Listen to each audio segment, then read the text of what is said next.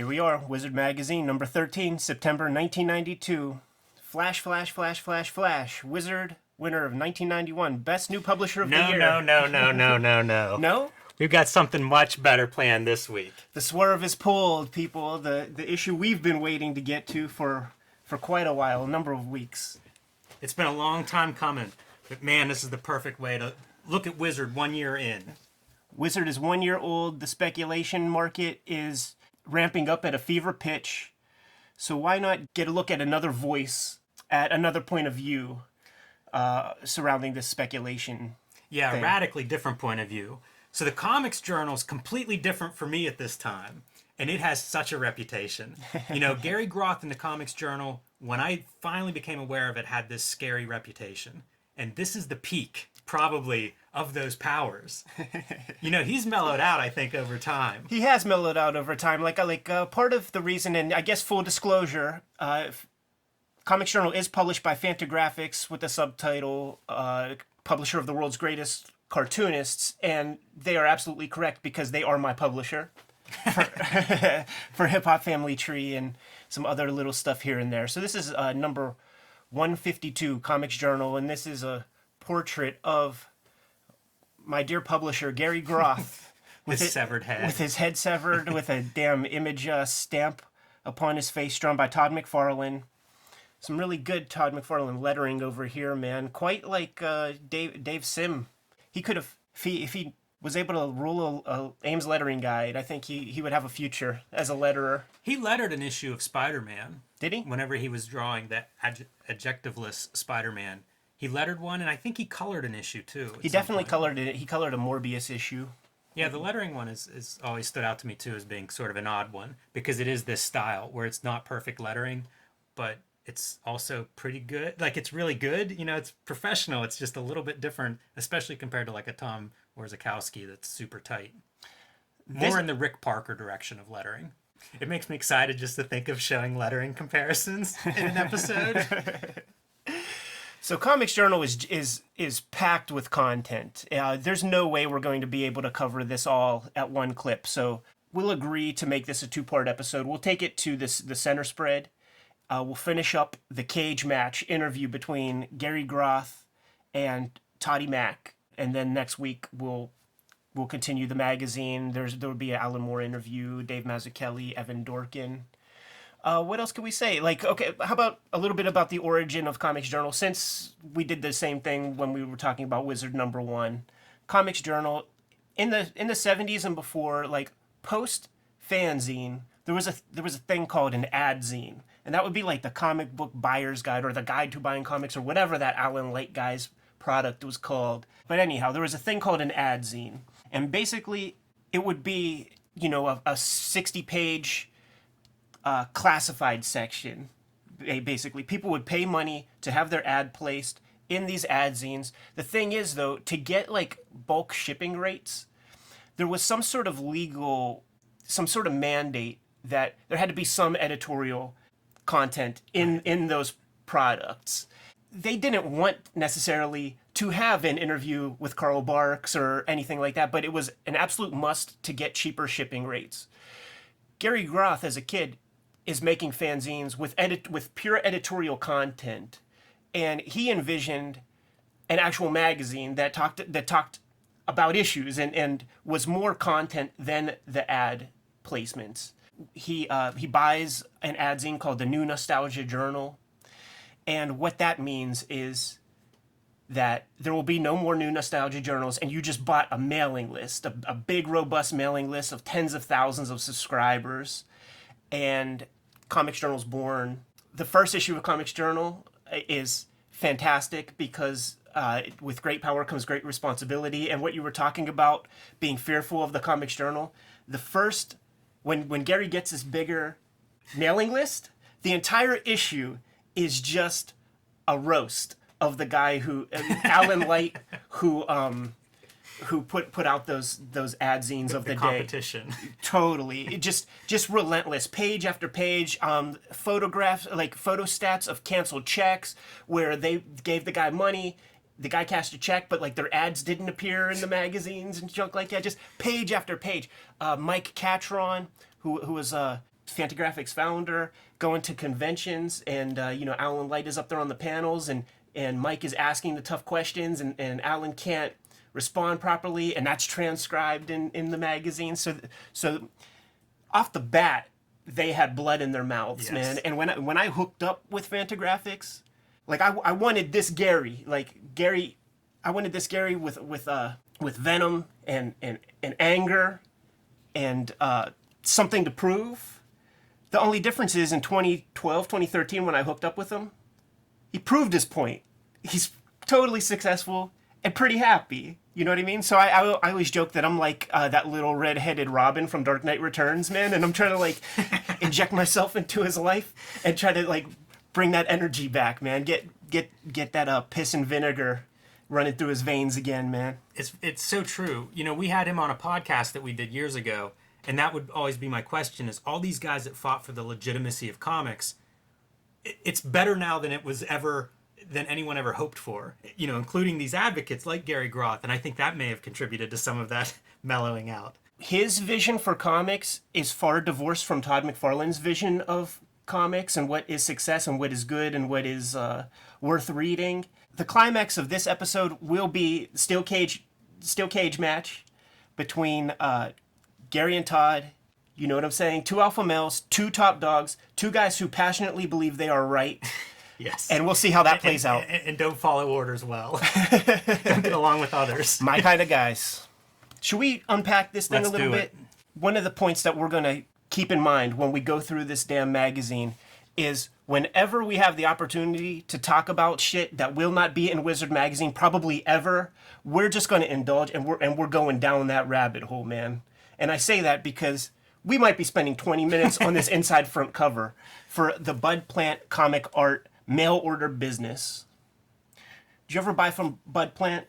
I was trying to think of that whenever I saw this ad, and it's hard to tell because I did mail order stuff and I don't remember all of them, but I certainly came across ads, and I would send away for things like the catalogs that these companies would have, and I have had Bud Plant catalogs. Yeah, me too. Still around, specializes in like very in art books mostly, like obtuse stuff that you would not find really in a previews, man. And he, like, the brand identity of Bud Plant to me is like, it is rooted in old school fandom. So it's like Jeffrey Jones art books and like Mike Kaluta art books and, Hal Foster minutia, stuff like that, man. Now, throughout our Wizard episodes, we've been mentioning Diamond, distributor, the death of distributors, Diamond as a monopoly, blah, blah, blah, blah, blah. So why not take this opportunity to talk direct market, birth of the direct market? How did Diamond get to be a fucking monopoly? And we could explain it very clearly with this as a point of reference, man. So the name Phil Seuling will not come up in Wizard Magazine, I would bet. You know what I'm saying? We can pretty much give Phil the credit for creating this new idea of the direct market. Phil was a Brooklyn school teacher, comic book fan, went to like the first, what is thought to be the first comic book convention in 1964 in New York. He was not the organizer of that con, but that inspired him to become a con organizer, in which he did go on to do 1968, I believe, might have been his first. In fact, basically the template for what we think of as Comic-Cons today is something that he established. The idea of having a publisher presence, the idea of bringing in professionals, the idea of flying professionals in from California, because Kirby might have been out there by then, 1968. Yeah. There's a photo from a 1969 comic art convention at the Statler Hilton Hotel in 1960. So this would be a Phil Seuling convention. And this lovable young guy right here is my dear publisher whose severed head we saw on the front cover of Comics Journal, Gary Groth right here. And just looking through this photograph, like I see there's Gray Morrow right there. I believe that's John Buscema back there.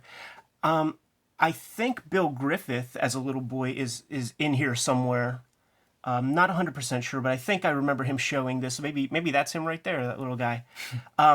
Mix of pros. I don't see Seuling, though. So as Phil Seuling is running these conventions, he's developing relationships with the publishers.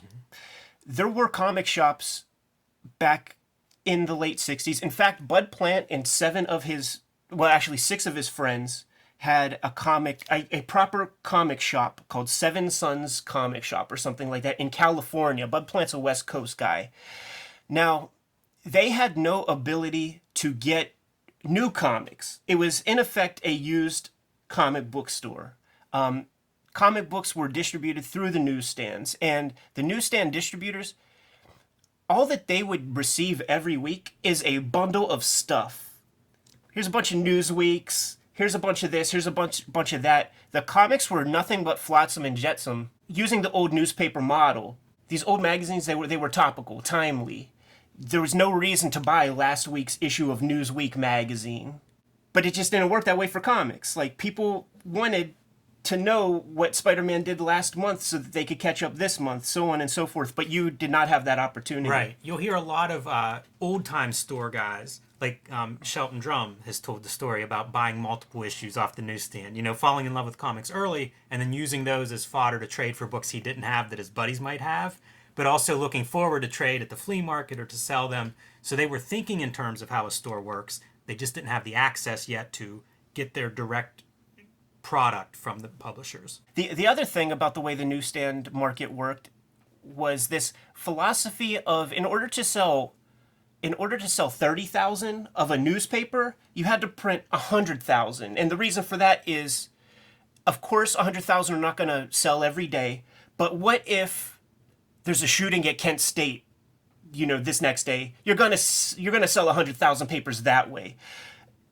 Since that was the model that was established and was long accepted, that is what the comic publishers had to do. They had to print hundreds of thousands of comics, knowing that they were only selling maybe a small fraction, 20%, 30% of what they published. So they had to pulp a lot of stuff. A lot of extraneous money was being spent.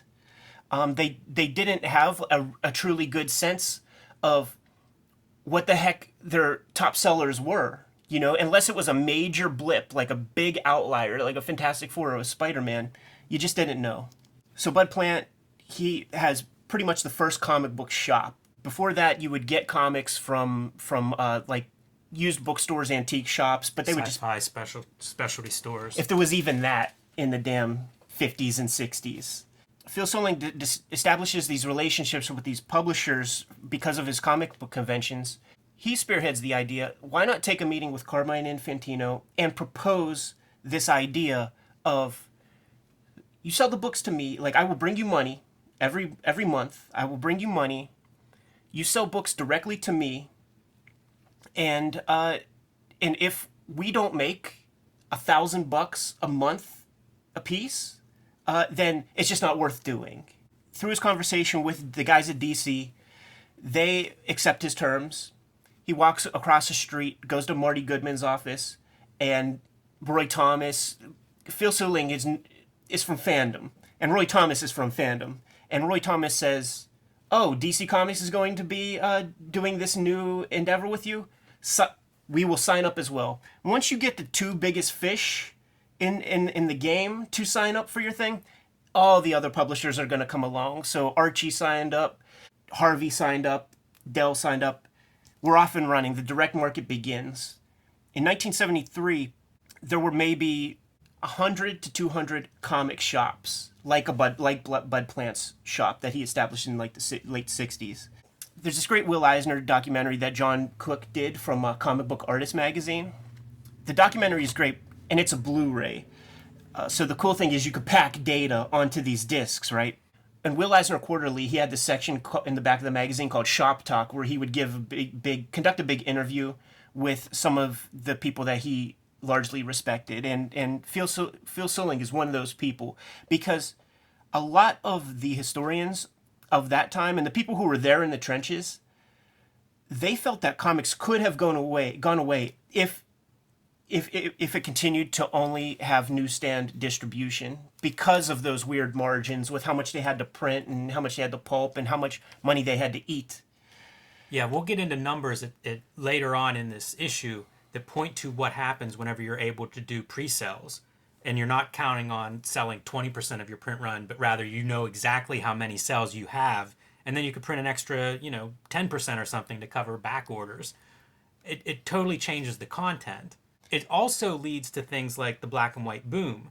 There's the whole apex, and really that early 90s is sort of that apex of the direct market and what is being built here in the 70s. Right. That is saving comics and then suddenly causing booms in comics. And it actually doesn't interfere with the newsstand people. Like, the newsstand people don't care about this new market because comics are such flotsam and jetsam to their bottom line. Also, they're the king. The people on the top rarely are looking that closely at this guy, this very insignificant numbers of books. Right. At that stage. It's true. And so they both, the newsstand and the direct market, basically never interfered with one another. And in fact, they sort of supported each other in a way, because kids would discover comics by way of the newsstand, but they would want older issues, and that's where the comic shops came in. Yeah, that's my story. Probably your story. For probably sure. everybody watching this story. Yeah, I saw the demographic data for our YouTube channel, man. It definitely is people 35 years and older for the most part.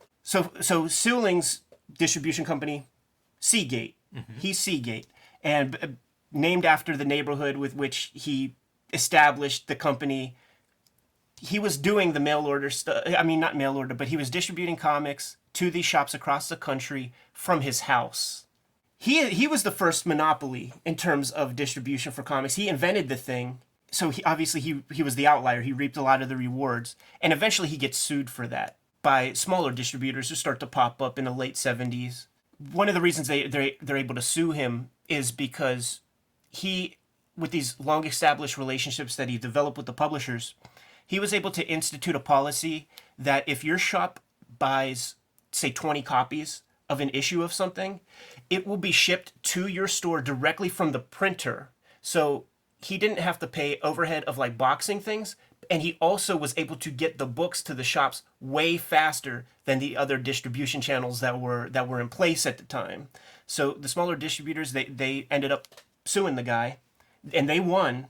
So he had to start in-house packaging and shipping his books, and it was ultimately discovered.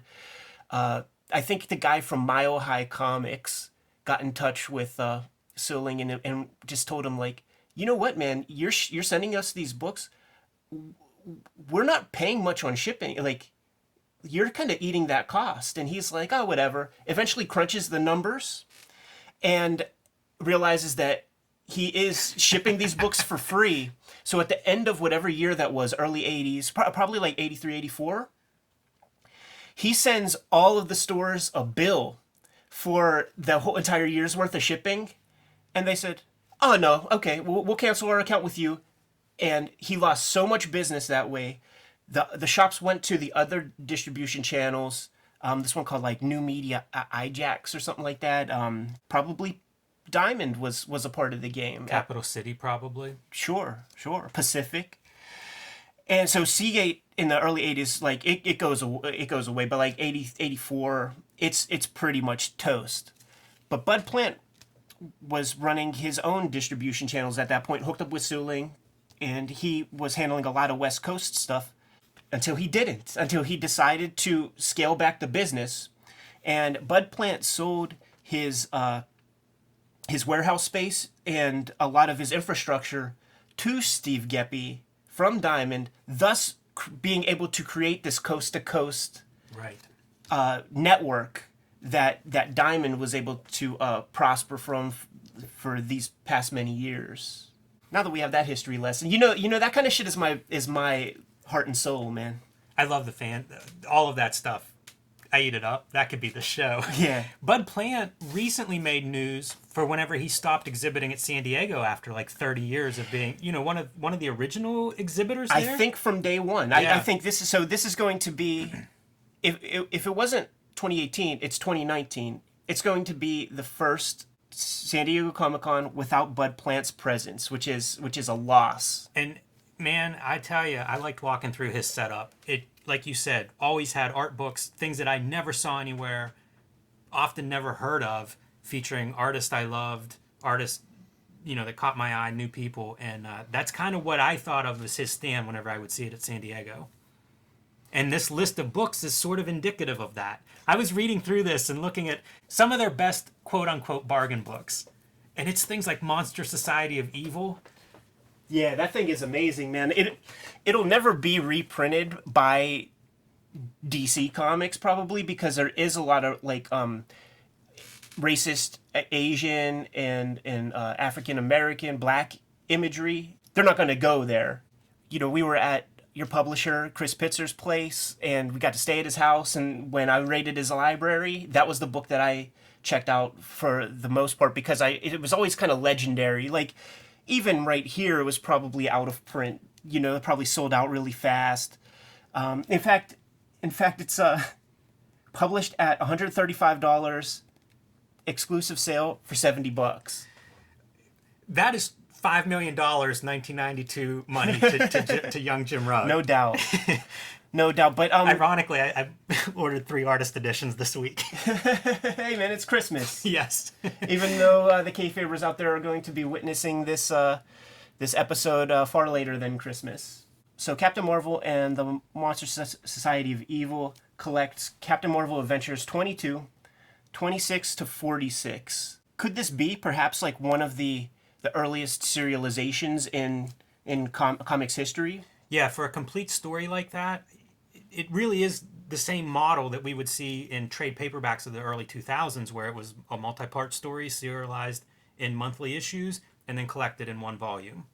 Some other books on there, Polly and Her Pals, Eclipse graphic novel sets of Sherlock Holmes and Zorro, Fighting Americans, Simon and Kirby, the hardcover that Marvel put out in those early 90s. I have that. Yeah, that's really that awesome. That was a book that I cherished. I don't know how I got hold of it, because they are pricey, these hardcovers, but you had to have that if you had a chance.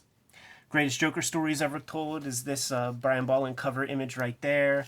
But can we quit bearing the lead and just show off some of the fun stuff that we would never talk about in Wizard magazine? Squeak the Mouse and Super West is mentioned in the Bud Plant catalog. Cartoonist Mattioli.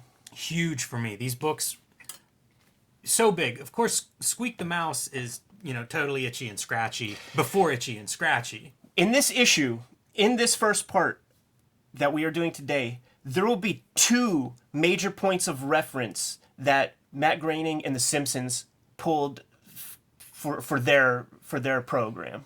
This is almost a mild. We talked about EC Comics the last couple of episodes. This is that same sort of format, and I realize putting the title on top with a color background isn't, that original, but very similar ratio style. I love how the inside cover, it like lulls you into this like thing. Now see, you know what you're signing up for with the cover, but it's still, this could be like Al Columbia or something. Yeah, totally.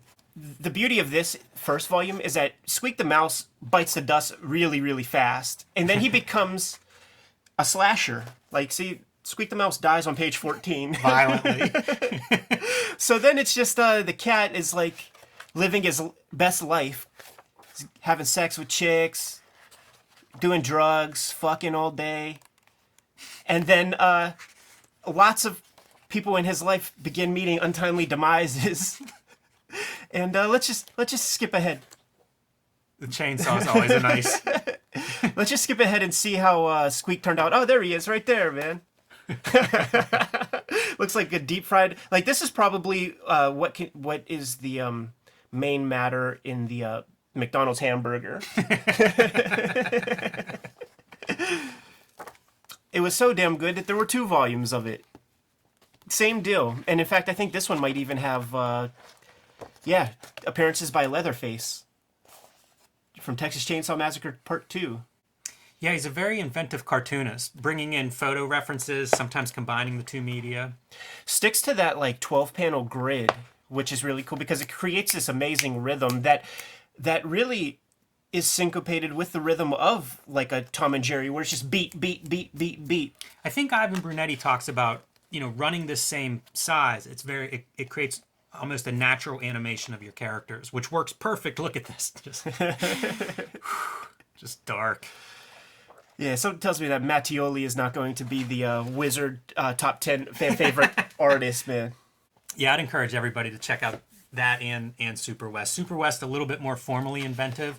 You see him playing with the 4-color process. Again, there are collages, but this has had a profound impact on me. That's almost Larry Martyr Bean World, these little characters. Right. Yeah, and it's like the Snoids from Sheboygan, from Crumb, and I wonder what kind of influence Mattioli still has with in the fumetti Italian comic book market. This is an interesting story because it reads as like 3 separate stories as you go through the whole thing. Of course, they tie together, but you know, I got hold of this relatively early. They must have printed a ton of these, or they must have been undersold probably, because if you look at it, this is a big influence format-wise when I was putting together my Street Angel books at Image. This is one of the books I pulled off the shelf to like think about size, weight, and all of that. And it is that European album size, I don't know, 48 pages or something in color, hardcover. So it may not have sold because I got Super West hardcover very cheap somewhere. And I know places, you know, like I'll see it sometimes. I think it's just so weird. You know where it just didn't quite find that big audience. Like Squeak the Mouse makes sense. Cat and mouse violence, you know, it's been around forever. We grew up on that stuff. Super West is just strange. The Squeak the Mouse comics, they were sold in the old Tower Records from back in the day, man. So they were readily accessible, and there must have been plenty of copies of those things floating around. I wonder what else they sold there, because that's Catalan. I wonder if like a lot of Catalan books came through there. Catalan's one of those first European importers and has a very big library. I mean, they must have published 80 books or so. Before we even get to page 1, I would like to just give a plug to the comics fandom works of Bill Shelley, who you know, all that stuff that we talked about with distribution, Phil Seuling, Bud Plant. This guy, Bill Shelley, he's currently writing biographies of his favorite cartoonists and fandom people for Fantagraphics. But in his own imprint called Hamster Press, he wrote several books. So this is about the golden age of comic fandom, the earliest days. You know, a lot of questions are answered here. Who made Bob Overstreet God, and how does he get to choose what the price is for comics? How does that happen? Talks about the early fanzines and all of that sort of thing. And then he did this book called Founders of Comic Fandom that's really great. It's kind of like an encyclopedia of like all the important people who were a part of creating the fan community, who instituted the first cons and all this stuff. Like, you know, D. Bruce Berry, big time comic fan, sci-fi fan, becomes Kirby's inker. Incredible. And then I believe Shelley worked with Roy Thomas on Alter Ego magazine, or fanzine, however you would want to describe it. So he did some compilations of the best articles from there. Bill Shelley has his own memoir as well. Another thing that Bill Shelley published are these collected sets of fandom's finest comics and the best of star-studded comics. A lot of great cartoonists got their start in the fan community. Let's see some names. Jim Starlin, Roy Thomas, Alan Wise, Jerry Ordway, Jeffrey Jones, John Byrne, Dave Cockrum, Robert Crumb. They have comics in here from their teenage, adolescent, amateurish days. Man, that looks amazing. Yeah, that's probably grass green. I mean, all of it. Every page I've seen you flip to in there looks great. Yeah, so there would be some extra matter in some of these books too, just describing where some of these stories came from. And then, like, for instance, here's a fanzine story that was drawn by Klaus Janson in, like, you know, the early 70s. And then, you know, here's a piece by Dave Cockrum, who goes on to create, you know, the all new, all different X-Men. And, you know, this is before he got his work with DC Comics. Ostensibly, he could have drawn these pages and showed them to James Warren to get his first work, and then take those James Warren pages, show them off to DC, and then become the Dave Cockrum that we all know and love. And, you know, one of my favorite pieces in this book, it's Fandom's Finest Comics, Volume 2, is this story done in a magazine called Appa 5. called Call It Karma, Chapter 9, by a young Frank Miller in 1976. You heard it here first, folks. His first comics were not Twilight Zone comics by Dale Goldkey. They were comics that were printed in maybe 50 copies in these old fanzines. And what's cool about this is, first off, he's playing with chiaroscuro, like noir lighting, choreographing fight scenes. We have, Inspector Nick Manolis, who becomes a character. We have the Fixer and his partner, Elektra Stephanos. So it's all here, man. These ideas were brewing in his head for 5 years, at least, before he put pencil to paper on introducing Elektra to the Marvel pantheon. He must have been like 16 or something whenever he did this, too, because he broke in so young. If you Google Frank Miller's name and fanzine, you will find a lot of amazing stuff. And one of the coolest things that I found online, and if I remember, I will put it in the list in the description below the video, but there is an old mimeograph fanzine that he was a part of that he sent a letter in talking about how Daredevil is his favorite character, and he was like 13 or 14 years old at that point. So that's like a great little piece of history. Yeah, that's kind of I'm trying to think of like what he would have been responding to, maybe Gene Colan or something. That's a great, when you think of Miller's style, the lights and darks, the crime elements, it feels like Gene Colan would be the guy you'd pull from Daredevil. Should we take it to page 1? Let's do it. All right, table of contents, man. We could run down the list because it is a stark contrast to the Wizard contents that we've seen. All right, so it begins with an editorial by Gary Groth entitled Comics, the New Culture of Illiteracy. Newswatch, Top of the World Ma, something about Image Comics usurping DC Comics for the number 2 spot for a month. Rob Roddy examines the contrasting gay figures in Marvel's controversial comic Alpha Flight as compared to Donna Barr's The Desert Peach. Mythmaker, an article about Neil Gaiman's Sandman.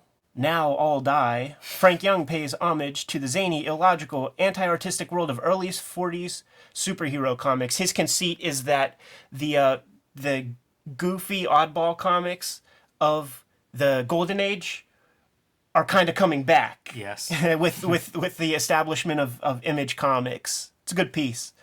And then we get into the interviews. Todd McFarlane, Chris Claremont, Alan Moore, Evan Dorkin, David Mazzucchelli. You can see here. That's exceptional. like that is Murderer's Row lineup of interview subjects. But we will take it to as far as the Todd McFarlane interview today because we did spend a half hour talking about the establishment of the direct market. So the indicia page, what I would call attention to is this section right here, the sheer number and volume of distribution that comics had access to back in the day. 23 distributors who carry the Comics Journal. Like, it's possible there are more distributors out there, but yeah, 23 distributors where you can get the Comics Journal. That's a good point. Let's get into it, huh? Let's do it. Gary Groth's editorial, Comics, the New Culture of Illiteracy, or Why the World is Turning to Shit, part 563. So last issue, first off. Last issue. Wait, can I say one thing? Be my guest. So the conceit of this issue is this is the mainstream issue. So keep that in mind as Gary comes out swinging on page 1. Now, last issue, when we were going through Wizard number 12, we mentioned time and time again the adults who were cold dissing us as young kids who were picking up these Image comics and were trying to steer us in a different direction. I think that we could comfortably say that 100% of the contributors to this magazine would have been those adults who were smacking us in the back of the head and saying, hey kid, read good comics.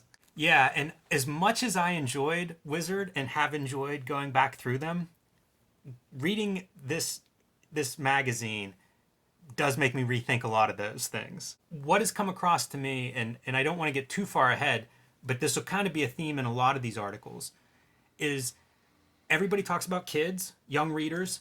As far as I know, this doesn't even exist now. I know that there are a lot of graphic novels aimed at young readers today. More, definitely more than what was happening at this time. But there's no talk of like, this is the comic book for young readers, or young readers, you see them buying comics. Whenever I was a kid, there were still, young people who bought comics. If you were an adult buying comics at the newsstand, you were definitely a weirdo. now there's just no consideration of that at all. I don't know where a kid would even find a comic outside of a comic book store, which, look, you need to figure out a way to get to that comic book store. It worked for me when I turned 16 and had a driver's license. I don't know what you do if you're 9. It just isn't a consideration anymore. So reading this, that's what I took away from reading this, 25 years later, is there is no consideration to like the 10-year-old that's reading these comics. In a lot of ways, this is the death of comic books because there's no new generation. The people that are still alive, we cling to that format, but there is no new birth. We're like, what's the movie with Clive Owen of Men? Children of Men. There are no new young comic book readers reading comic books. The interesting thing about that to me, I was thinking about it in relation to an earlier Patrick Daniel O'Neill editorial that we were talking about, where he was faced with that conundrum himself. Wait, where is the next generation of comic book readers going to be? We were showing forth some of the changes that took place that did get younger people into comics, but then I started to sit there and think about how new readers now, the beauty of today is that new readers actually don't need to be kids. There are a lot of people, Jimmy Corrigan, smartest boy on earth, or whatever the subtitle for that thing is, that got a lot of people into comics who were 20 years old. There are a lot of people who've read my comics who have never even read a comic before based on subject matter, and they're proper adults. So new readership develops. It's like you don't have to lean on, you don't have to get them hooked early anymore. I'm not saying there aren't lots of readers. What I'm saying is the comic book format, we connect to it. Klaus calls it a fetish object. I would say we're nostalgically linked to it. I love it, but it's that format. There are no new fans of comic book, the format.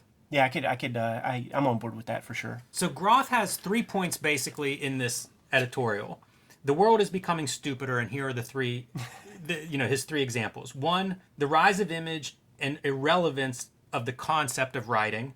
2, Wizard magazine. And I love this. This is my like Fantagraphics style barb, where like you're jabbing both. It's a double-edged sword. He says, "It's so stupid it makes the comics buyer's guide look like the New York Times book review." Oh, so you get to jab both of them. He drops a bomb, and the comics buyer's guide catches some shrapnel. It reminds me of the Dan Clowes Ghost World movie. Whenever they're at graduation party, and she says, he'll be lucky if he doesn't get AIDS when he date rapes her. So let's insult everybody we possibly can. And then 3, the speculator mentality and the propaganda behind that. And really, those 3 issues, that's what we're going to see throughout this magazine, in interviews, in comic book reviews, possibly even in some of the news watch items.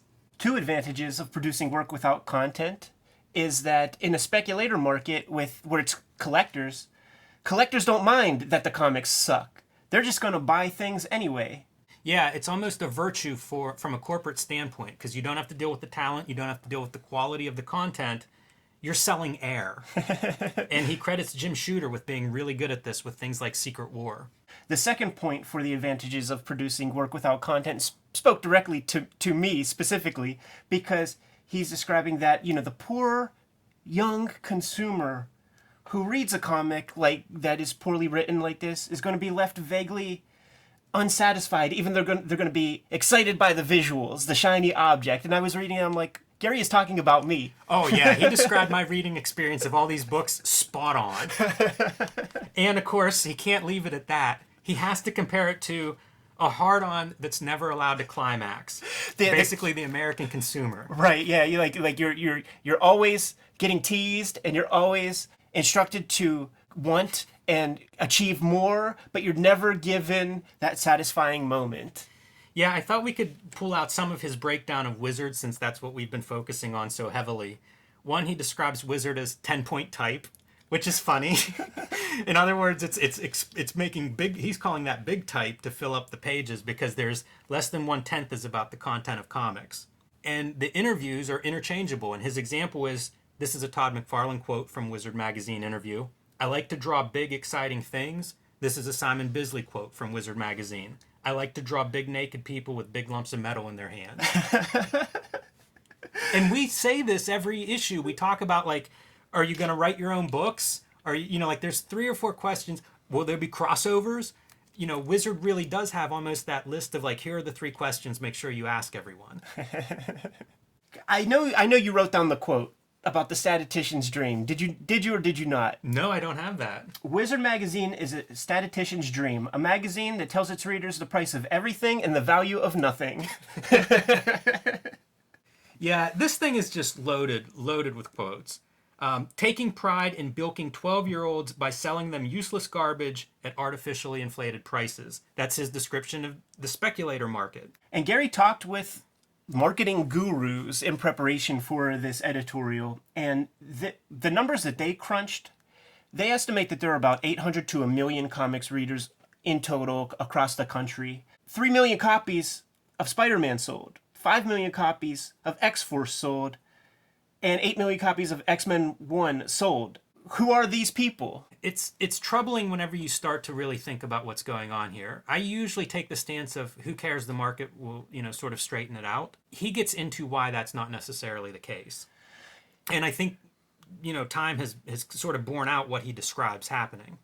You have these stores that have cases of these books and they're only selling a few of them. Well, guess what? They still have cases of those books. And whenever the people that bought them decide they're going to cash in on their investment, nobody wants those because we have cases of those in the back. Even more egregious than Wizard Magazine, to Gary Groth, is the catalog that Mile High Comics, the retail store, produces and sends out to their mailing list.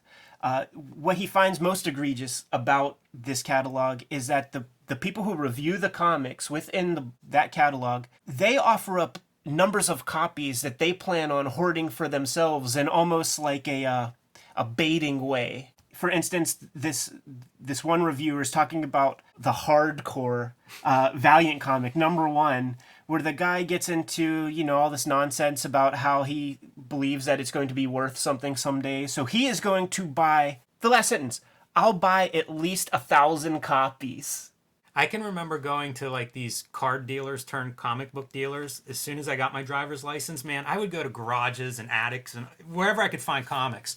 And I can remember a guy pulling out long boxes and being like, you can't afford not to buy 10 of every comic Valiant publishes. And it's like, dude, I'm buying 0 of these. I did eventually buy them, but it was like for a quarter 10 years later. So here's the rub that corresponds with Gary's title of the new culture of illiteracy. Because in order for your comics to be artificially worth money, they have to be in good condition, which is to say, you can't even open the motherfuckers, man. This investment culture is rewarding people for not reading. Yeah, and he goes on to cite Dave Sim, and Dave Sim had addressed a retailer summit or something with a bunch of comics retailers, and sort of gets behind this, where the comics market is, this move towards speculators and this encouragement that, hey, you're the retailers, you're your own boss, you can charge whatever you want. He seems to have no problem with this type of enterprise because I guess, if you're selling books, you're selling books from the direct market point of view, right? They're not returnable, so keep ordering them, guys. And the conclusion is changes are afoot, but they can only be considered positive if you are harbor a pathological hatred for literacy and culture. It's a disturbing point of view at the time, and it's more so disturbing now. I had trouble watching Mad Men, the TV show, because how that stuff all ends. Like, that point of view is like, it's gone. Those are dinosaurs in their last days. And you read this article now knowing what the rest of the 90s, what's going to happen to comics, and it's kind of heartbreaking if you love comics. This really sort of is the end of the comic book. Gary has a lot of trouble with the things that Dave Sim is suggesting in that speech. Dave Sim is, of this old model of he did Cerebus on his own on a monthly basis for 20-something years. And Dave Sim in the speech is kind of like lambasting these cartoonists who have to take their time to make their comics. Oh, they spend months on making a comic, and what do they sell? 5,000 copies. That's not the way to go.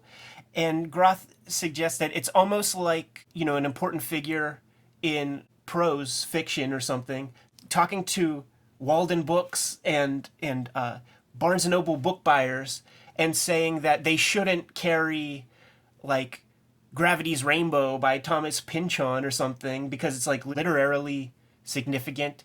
You should just keep buying extra copies of Stephen King and like James Patterson books. Yeah, whoever can churn that stuff out at a rapid clip. He says, these changes should disturb anyone who loves beauty, wit, charm, originalities, which are now frowned upon as impediments to commerce. That's the part, it kills you. Like, you think of the books that you love. I don't know, man. I came away from this feeling pretty bad because this stuff is true. Like, it's very, very accurate. It sets a tone. That's true, man. And it's a nice lead-in to this first Newswatch item. Malibu moves ahead of DC in comic book market.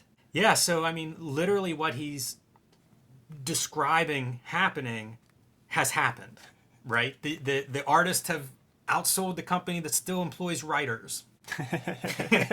It's over in a matter of a page turn.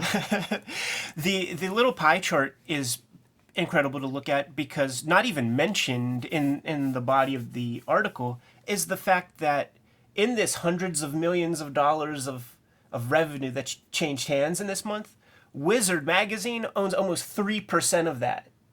Yeah, and compare that to DC is 17%. You're looking at, Wizard Press is 15% or so the size of DC Comics. 12-month-old publication. 12-month-old speculator rag. Yeah, like when we talk pro wrestling parlance, and I mentioned that, like, would Wizard be the dirt sheet? And it, in fact, would not be. Like this Comics Journal would be considered the dirt sheet because the dirt in dirt sheet is like inside scoop, inside dirt. So Wizard would be an aftermag. I was going to say after. The thing that stood out to me in the comics market, in this story about the comics market, one, there was an exceptional month that put Image ahead. And, they'll be ahead from time to time moving forward at this point. But the bigger thing is when they talk to different publishers about what does it mean, and they try to get Malibu on the record. And Malibu refuses to talk to the journal. They refuse to acknowledge that the journal is a viable journalistic publication. They don't believe in Fantagraphics methods of doing business, which is kind of interesting since this is more or less a positive mention of Malibu Comics. This is something that has always and will always, as long as the Comics Journal exists, it's always going to follow Comics Journal. And it's the fact that Gary Groth, the publisher of Fantagraphics, who publishes libraries of comics, also publishes this magazine that criticizes comics. So why would Gary say anything bad about the things that he put his own money down to publish? But I know all of the Generation 1 important Fantagraphics cartoonists, and I will say no names, all of them. They have complained. I have verbally heard their complaints from time to time when Gary would roast them a little bit. Well, that's the legend of the Comics Journal, right? At times they've hated everything. I think there's a little bit more to Dave Olbrich, the publisher of Malibu at the time, or president. I'm not sure if he was the publisher or Scott Rosenberg, but those were the two guys behind Malibu. In 1987, Gary Groth and Fantagraphics sued Scott Rosenberg, who had been working as a distributor, Sunrise distributor. It'll come up again, but I think that Dave Olbrich's objection to Fantagraphics and to the Comics Journal probably stems from that lawsuit, and I'm not sure how that was resolved, but I have a feeling his animosity towards Fantagraphics is more than just Comics Journal's critical of everything. And most of the publishers, they really enjoy the fact that Malibu usurped DC for a hot minute. And when DC gets on the horn, they feel no threat. They know that next month they're going to be okay, but they suggest that the people who should really feel threatened should be Marvel Comics because they lost, like, if DC lost like 2% of the market share, Marvel Comics lost like 15% or something. That's a good point, because we saw those same pie charts in Wizard Magazine, and Marvel was over 50% when they started showing those. Next article, 2 artists in dispute with Eclipse Comics, Norm Brayfogle and Raphael Kyanin. I believe it was Wizard Magazine issue 8, where we talked about Mike Friedrich's agency. Yes. Star Reach, where he was representing cartoonists and writers getting comic book deals and whatnot. Friedrich represents both of these guys, and for my estimation, didn't do right by the people he represented in these two instances. Yeah, that's fair. Norm Breyfogel's complaint is his book was not printed the way he wanted it printed. There should have been some color section. It was all printed in black and white. He talks about verbal agreements Yes. that it was going to be that way, and like, I don't know about that, man. Yeah, for sure. Don't accept And any verbal anything. Dean Mullaney, publisher of Eclipse, explains the pre-order sales, again, dependent on the direct market, just weren't good enough to pay for the color. And then Raphael Kainen, I forget what book he was doing. Series of like grim fairy tales. Yeah, so he drew his story without a contract, and then the book was canceled after he basically finished his work on it. Some fully painted pages, like pages that probably took a week.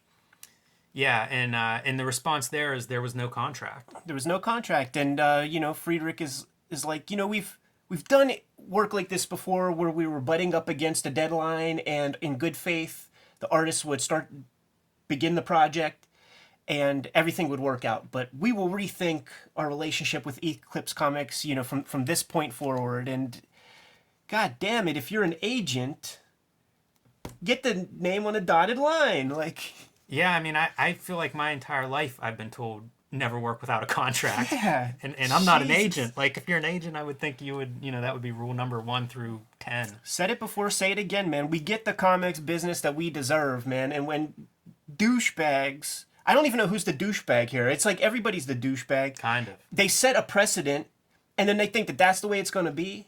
I worked with a publisher expressly, like, in the contract, had it denoted that the book will be printed in hardcover. And the book was printed in hardcover, but after I signed up and we were moving forward, the publisher called me up to try to get me to do a flexi cover. The co-publisher called me up another time to try to get me to do a flexi cover. And then their in-house toady gave me a call to try to get me to do a flexi cover. And I said, fuck that, man. Like, in the contract, like, we said it was going to be hardcover. I want a hardcover book. I envisioned this as a hardcover book. So then every book I've published since then has a flexi cover.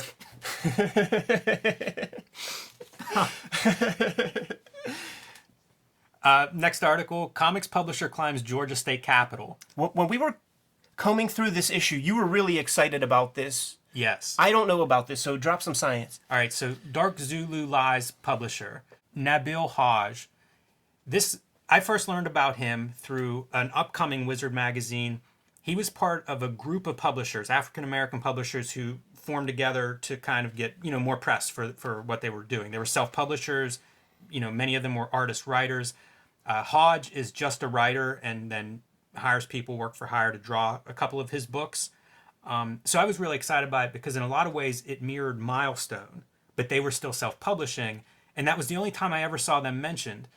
Since then, I've picked up all of their books, or I think all of them, and they only lasted for, not very long, because then you start to see in their letters columns and editorial pages the dissolution of that group. But his gimmick was he dressed up as one of his characters and climbed out onto the state capitol building in Atlanta. What would happen to this poor bastard if it was 2018 and he did that, man? There'd just be YouTube clips of him getting eviscerated he wouldn't live. with machine gun fire. There's no way, that would be horrendous. This was all kind of laughed off. But it's interesting, and he'll be featured in an upcoming Comics Journal interview, a pretty substantial feature interview. I don't know the issue of that. We could probably, flash it on the screen while I'm saying this. But, he has a little bit of an imprint in comics. We will be covering it more whenever we get into that Wizard announcement of those guys. But I was very excited to see him. And the books that he published include Motorbike Puppies, Third World, which I've never seen. I have 2 issues of Motorbike Puppies. And Zawana, Son of Zulu, which I have a couple of issues of. So, interesting comics, interesting self-publisher. That's my favorite stuff, are these self-published books. And especially, he was actually born in Africa. I forget what country, and then came here, Liberia. I think there was a civil war there, and he left Liberia. He went to school here in the States, and I think he's still around. I think he's in Michigan now, in real estate maybe. But it's a very different point of view. We'll get back to him again. He's mentioned in an upcoming Wizard. He's mentioned in another Comics Journal. if you're interested in him, you can definitely find more material on him and what he published, and we'll cover more because I have a stack of his books. So we'll get to them whenever we cover him in Wizard. Joe Shuster dies at age 78, man. Co-creator of Superman. Sold it to DC Comics in 1938 for $130.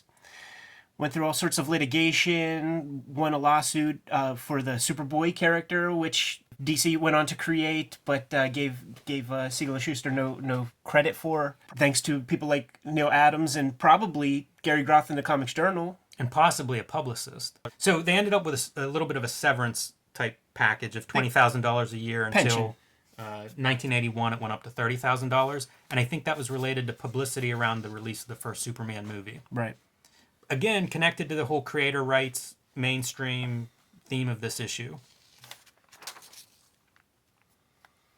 Animation pioneer Rudolph Ising dies at 88 years old. He did the Bosco cartoons. Mm-hmm. Could put some links in the comments for those, man. Beautifully animated, but it is, blackface kind of imagery, which is unfortunate. Yeah, goes back to the 20s, his career, the very early animation stuff, worked with Disney, went off on his own. Not someone I'm, particularly familiar with, but he got a lot more ink than Joe Shuster. The Comics Journal likes to show off sometimes. like we are going to see rating systems based off of Faulkner quotes. Comics banned, lifted in South Africa. Not Fantagraphics specific, but they are sort of touting that, the Fanta books that weren't available in South Africa at a certain point are now going to be accessible. Also, some things that will be able to hit the shelves there is, From Hell, some Milo Manara comics and things like that. This made me actually think about whenever we go to, like, TCAF, Toronto Comic Arts Festival, whenever we're not in America and we're at a comic book convention, this librarian went up to, I think it was Jess Fink, who was signing next to me.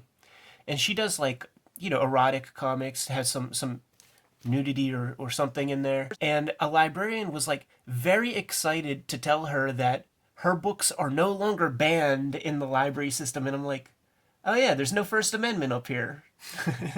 Yeah, it's kind of interesting. It's interesting the books that were pulled, From Hell. Love and Rockets is one of them that they actually went to court to have reinstated. So don't take that for granted. I have an ad here, Double Diamond Press, man. Real comics for real people. Hepcats ad. I wonder if Tom Palmer Jr. bought his Hepcats from an ad in the Comics Journal. Could be. And this guy here, Sam Hurt, we talked about him in the humor issue of Palmer's Picks. Looks like good looking stuff. New publisher, new artist, new graphic novel. So this would be our first mention on the show of Paul Pope. Horse Press. The comic that precedes THB, which I had no idea about, Sin Titulo. It went against the grain in the way that they decided to release it to the world. An 84-page comic at $10 a pop, man. This was not done. Like, the Marvel quote-unquote graphic novels were 64-page books. Pope has, European influences, so he knows that books exist like this. And he's working, they mentioned that he's at Ohio State, yes. Columbus, Ohio. Yeah, so he has access to the Billy Ireland Library at this time. For anyone who isn't familiar with that, it's probably the biggest holding of original comic art in the world, I would guess. It's an incredible resource, but it started in the 80s. So, if you're a student there or whatever, it's just one of the holdings in their library system. And you could go there and look at original art, look at a big selection of comics from probably all over the globe at that point. You're talking about European graphic novels. That stuff was probably represented at that time. So, he had access to this material. Other alumni would be like Jeff Smith going through that same system, possibly a few years, ahead of Paul Pope here. But, kind of that same passageway and being exposed to a lot of great cartooning history. I bumped into Pope, after I did my residency at the Thurber House in Columbus, Ohio. And that was when we were in TCAF, actually. And I mentioned the Billy Ireland. He's like, oh, how's Lucy doing? Probably lived there. Oh, man, how couldn't you? I did. I was only there for 3 weeks, and I spent 7 days there. The first time, I went to Columbus every year for 10 years to a show, and then finally went to the Billy Ireland, and I think I went back 6 more times in the next 2 months. We should plan a trip soon. Yeah. We will be talking a lot more about Paul Pope in future Palmer's picks, and we'll take it from there. Like, the idea of covering Comics Journal and the stuff that we're going to be talking about is bringing to light some things that we will never see in Wizard. So we'll put a pin in Paul Pope, and we'll talk about him later. For sure. Popeye artist fired. Bobby London was fired from the Popeye comic strip for telling a vague abortion story about Olive Oil gets hold of like some kind of ugly like baby doll or something, and she keeps trying to get rid of it, and she wants to give it to the sea hag, and nobody's letting her get rid of it, and she ultimately says something like I refuse to let these men force me to keep this thing. Now this guy Bobby London, he's a rebel rouser, man, because he was a part of the Air Pirates crew in the early 70s, who, if you didn't listen to our Comic Book Confidential audio commentary track, the Air Pirates Funnies comics, there were 2 issues of that spearheaded by a cartoonist named Dan O'Neill. They ultimately got sued by Disney and had to fork over millions of dollars, basically. Yeah, and he mentions that they knew that when they hired him. You know, like he was kind of brought on to get some attention, but this happens. You know, I feel like this happens in film, it happens on television. You know, this happens across media. Somebody goes too far, somebody offends a sponsor. Yeah, I mean, it's all the bottom line. So, like, if Bobby London would have done this and would have, like, who knows how you quantify the success of a comic strip, you know? I guess, like, the amount of papers that buy it. If he would have gained a way bigger audience, it would have been fine. Like, when I was young, you know, Howard Stern was promoting his books on, like, the Jay Leno show. And in the Miss America book, he came out in drag, and he had, you know, 2 lesbians with him, which was very shocking in, you know, 1992 or whatever. And so he's there in a dress, you know, he's 7 feet tall. And Jay Leno's like, how did they let you do this? And he just simply said that, like, oh, don't worry. The second I lose my audience, like, I'll be fired in 2 seconds. And that totally stuck with me. It's like, okay, you get to do what you want. You just have to bring the crowd with you. Yeah, remember that for whenever we get to the McFarlane interview. This reminds me a lot of Marvel would gimmick stuff. You know, this is not that different than having North Star come out as gay in Alpha Flight. You know, it's a way to sort of like spike interest, but again, it can backfire. I love that we're actually going to get to see what a piece from that Alpha Flight comic looks like. Yes. Because I can't believe I never thought to even like look in that magazine, but just seeing that one image, holy shit. We'll get there in a couple minutes, guys. Don't you worry. So this is the miscellany. It's just updates from different publishers. DC launches Vertigo line. Again, kind of a sign, you know, this is a good tone as to where comics are at this time. You know, they had been publishing some of those books, like Sandman, of course, you know, being the most probably popular, but they had been sort of publishing the books that would comprise Vertigo, and this is just like the official, all right, make them an imprint. You know, for sales reasons, let's do it. And so that's Doom Patrol, Animal Man, Swamp Thing, Shade the Changing Man.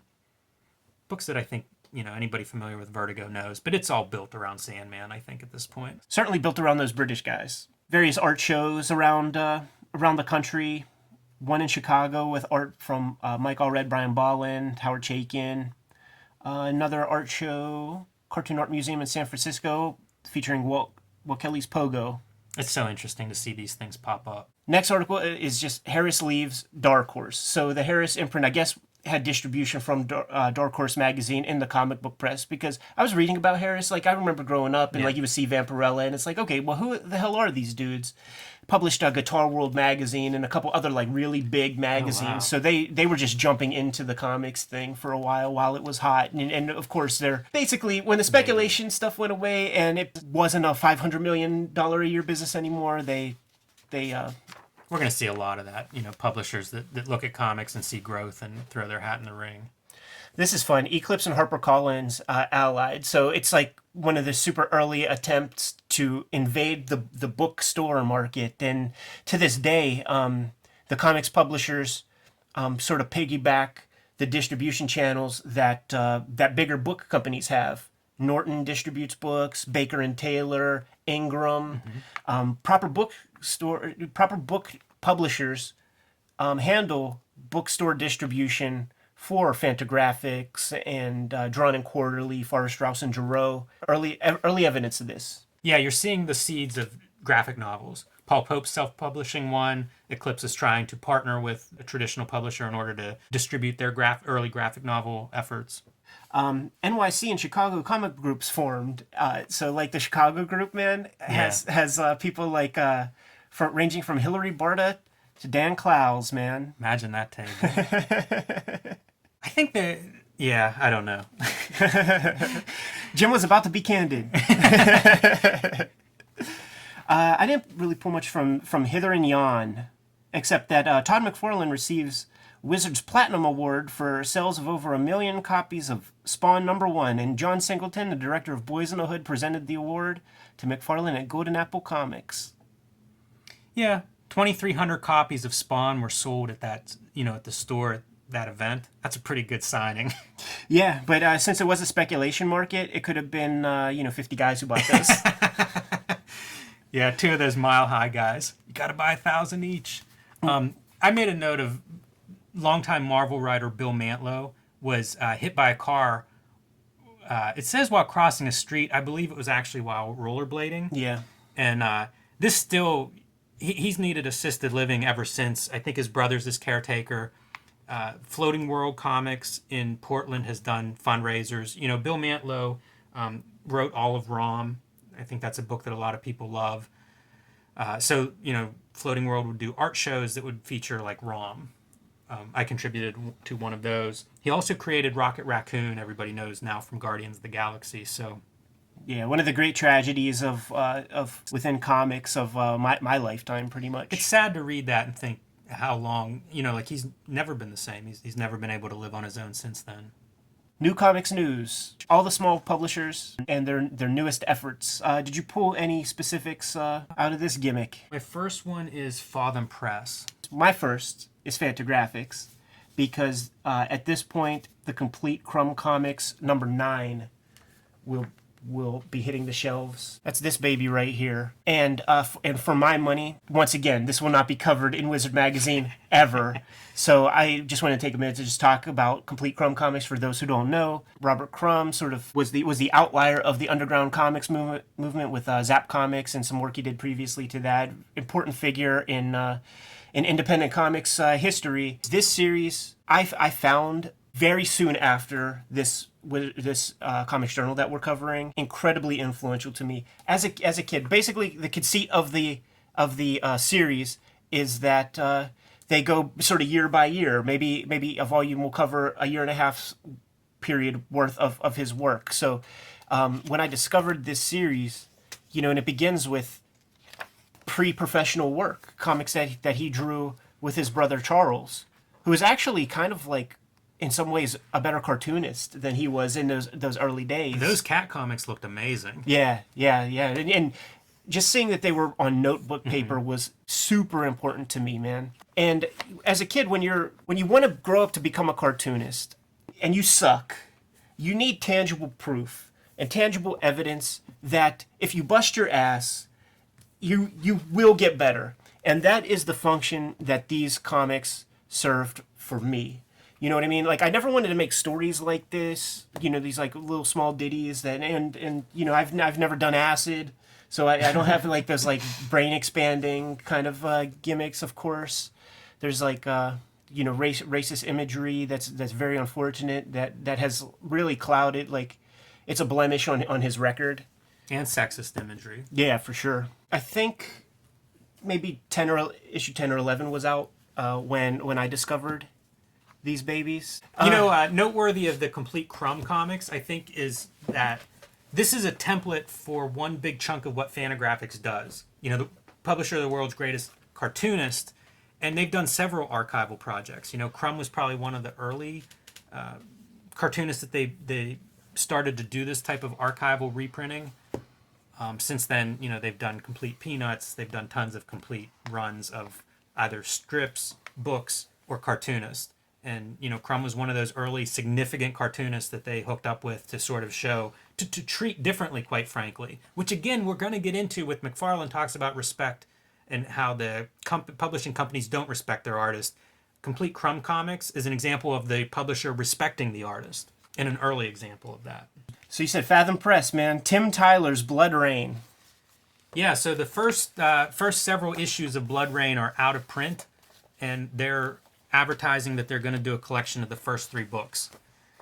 Tim Tyler, a very young cartoonist at this point. I was surprised to learn how young he was. He's probably 20, 21, something like that at this time. I learned about him through his association with Tim Vigil from Faust and North Star. So it's black and white horror, R-rated, NC-17 type comics. Father Press is him self-publishing. Oh, cool. So it's everything. And his stuff is interesting to me because it's that underground horror, but it's also the image stuff. You'll see cross-hatching, you see a lot of attention to figures and muscles and kind of a dynamic approach to layout. So interesting cartoonist, and he's still around and active. He's been doing crowdfunders for various self-published work. I think he might still publish under Father Press. Oh, super cool. Yeah. I love the 2-color approach. And Blood Rain, I think there are 8 or 9 issues of this. That's awesome, man. Yeah, Good for him. It ran for a while, but he's done a ton of stuff. Very, very prolific. I don't think we're going to see him in Wizard. Mirage, the Turtles visit an inhabited planet full of Von Bode characters in Times Pipeline Special Edition, drawn by Mark Bode. Coloring's real interesting on this baby. It's like probably like Prismacolor marker, or maybe it was like those like early 90s and before markers that had that like acetone or like some sort of carcinogenic chemicals in it that stunk up the house. And Man, it looks good. It's nice reproduction too. You really get to see that marker, the paper, everything is there. Yep. Very interesting. I love anytime you find like the coloring that's different than, that's the only example that looks like that. Right. Pretty cool. Good looking book. Image is up and running already. We have a parody press. Old Blood. I knew you would come through. That's pretty incredible because they're only on Youngblood number 2.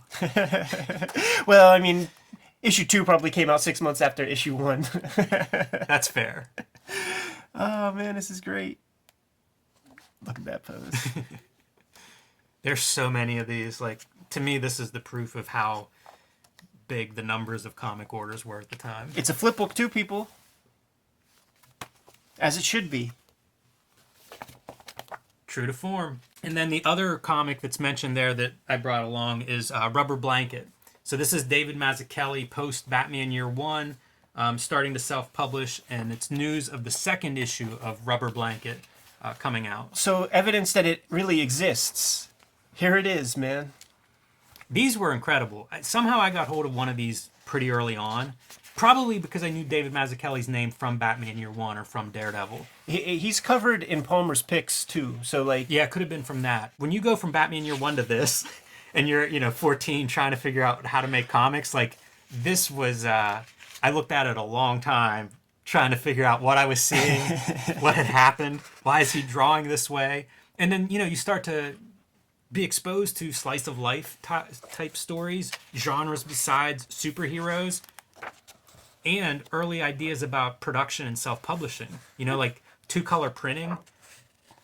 I just know that like there is a large percentage of like, Born Again fans who are like, he just can't draw anymore. Right. Certainly gauging from like some of the comments we've received, it's like, oh yeah, people still think that way. Yeah, meanwhile, I think this was a reflection of what he was seeing. Besides alternative comics, I think he got into a manga vein at some point because he's done stories about Japanese comics, and I think it was probably all around this time. It was probably looking at Raw. What the stuff that was available was very, very graphic. That I think initial indie alternative comics that were coming out of like the 80s. I can see things like Gary Panter, some different influences. We'll cover this way deeper in like future Palmer's picks, and there's a Mazzucchelli interview that we'll do next week. But here are the other covers to Rubber Blanket. Seek these babies out. This one's easily accessible. Yeah, if you find them, buy them. Carrying on the theme of the adults who are telling us that we're douchebags and assholes for reading the comics that we do, the Funny Book Roulette feature, long staple of Comics Journal by R. Fiore, where he does, in fact, create his grading system based on a William Faulkner quote: "The ode to the Grecian urn is worth a number of old ladies." And he just describes, okay, yeah. And he just describes that, like, the more old ladies that your thing is worth, the better the comic is, man. So here's the thing about TCJ. And one old lady, it's toilet paper. Like, almost everybody who's not Gary Groth is, like, trying to write for Gary Groth. You know what I mean? It's like Gary Groth cosplay or something. And over the years, like, I've met some of these dudes. I never met Fiore. I never met really any of the writers from this issue. But frankly, they're sycophants. Yeah. They're sycophants and trying to kiss Gary's butt. I think there's some good stuff in this. I think that is really what the Comics Journal becomes. Because I had my subscription to the Comics Journal in 2000. Yeah. And it was a very different magazine than this issue. But you see shades of it, like you're describing. Yeah. But he offers some background on mainstream comics, right? Since this issue is mainstream, he is pulling Marvel, DC, and Image books to review here. And he talks about after Ditko and Kirby, quality suffers as the supply increased to meet demand, which I think everybody agrees with. He also says writing after the 70s, writers seem to not read, and that results in a lack of structure. And structure is something I'm sort of obsessive about nowadays, especially whenever I teach storytelling. Structure is a huge part because I guess I agree with them. I see a lack of structure in today's world. Who knows why? And then he also mentions original art market leads to artists doing as many fight scenes as possible. Probably something I loved back then. And my quote is, visually and verbally illiterate, a slick veneer of slaughter over a foundation of nothing. Mindless, heartless, and with no more sense of human values than a hyena. So that's the stuff I was reading, man. That's what I was reading when I was like, give me more comics and I want to make some of these. Right. The people who laid the cornerstones of, like, superhero comics, Jack Kirby, Gil Kane, C.C. Beck, Will Eisner. Then the next generation was like Wrightson, Barry Windsor Smith, Kaluta. And these guys are slower. They're like the flashy guys. And then, the future of comics artists and comics writers were all inspired almost solely by comics, which we will see evidence of later on in this episode. Yeah, so Amazing Spider-Man 365, he gives 1 out of 7. Fight scenes are reasonably mediocre, but real people in street clothes are hopeless, and there's a backup that he describes as pathetic. Looks like they've given up trying to maintain quality. Detective Comics 698, he gives a 3 out of 7, or 648 rather. Gives a 2. Well, there's 7 because the old ladies can be tipped over, so there can be like 2.5. So I just factored out there's 7 possible ratings. I see. Yeah, even the rating system isn't very clear. He describes this Detective Comics 648 as, quote, "You're not getting anything you couldn't get better on television," end quote. Uncanny X-Men 282 is a 2 out of 7. Convoluted exposition on 9 out of 22 pages. It doesn't matter if it's lousy. Lousy is what the audience has learned to expect from the most popular comic book in the world.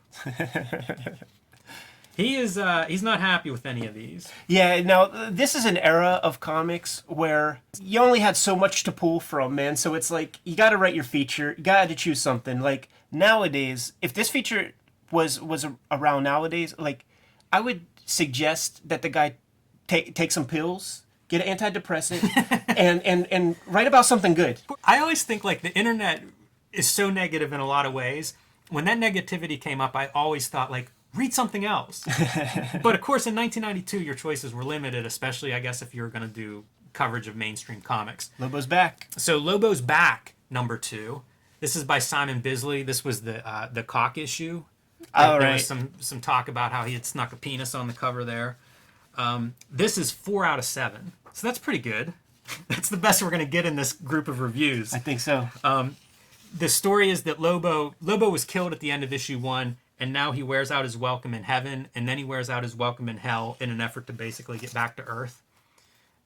Ugliness is how he describes this book. He said he admits to chuckling a couple of times and describes Bisley as Sienkiewicz without thought, just affectation.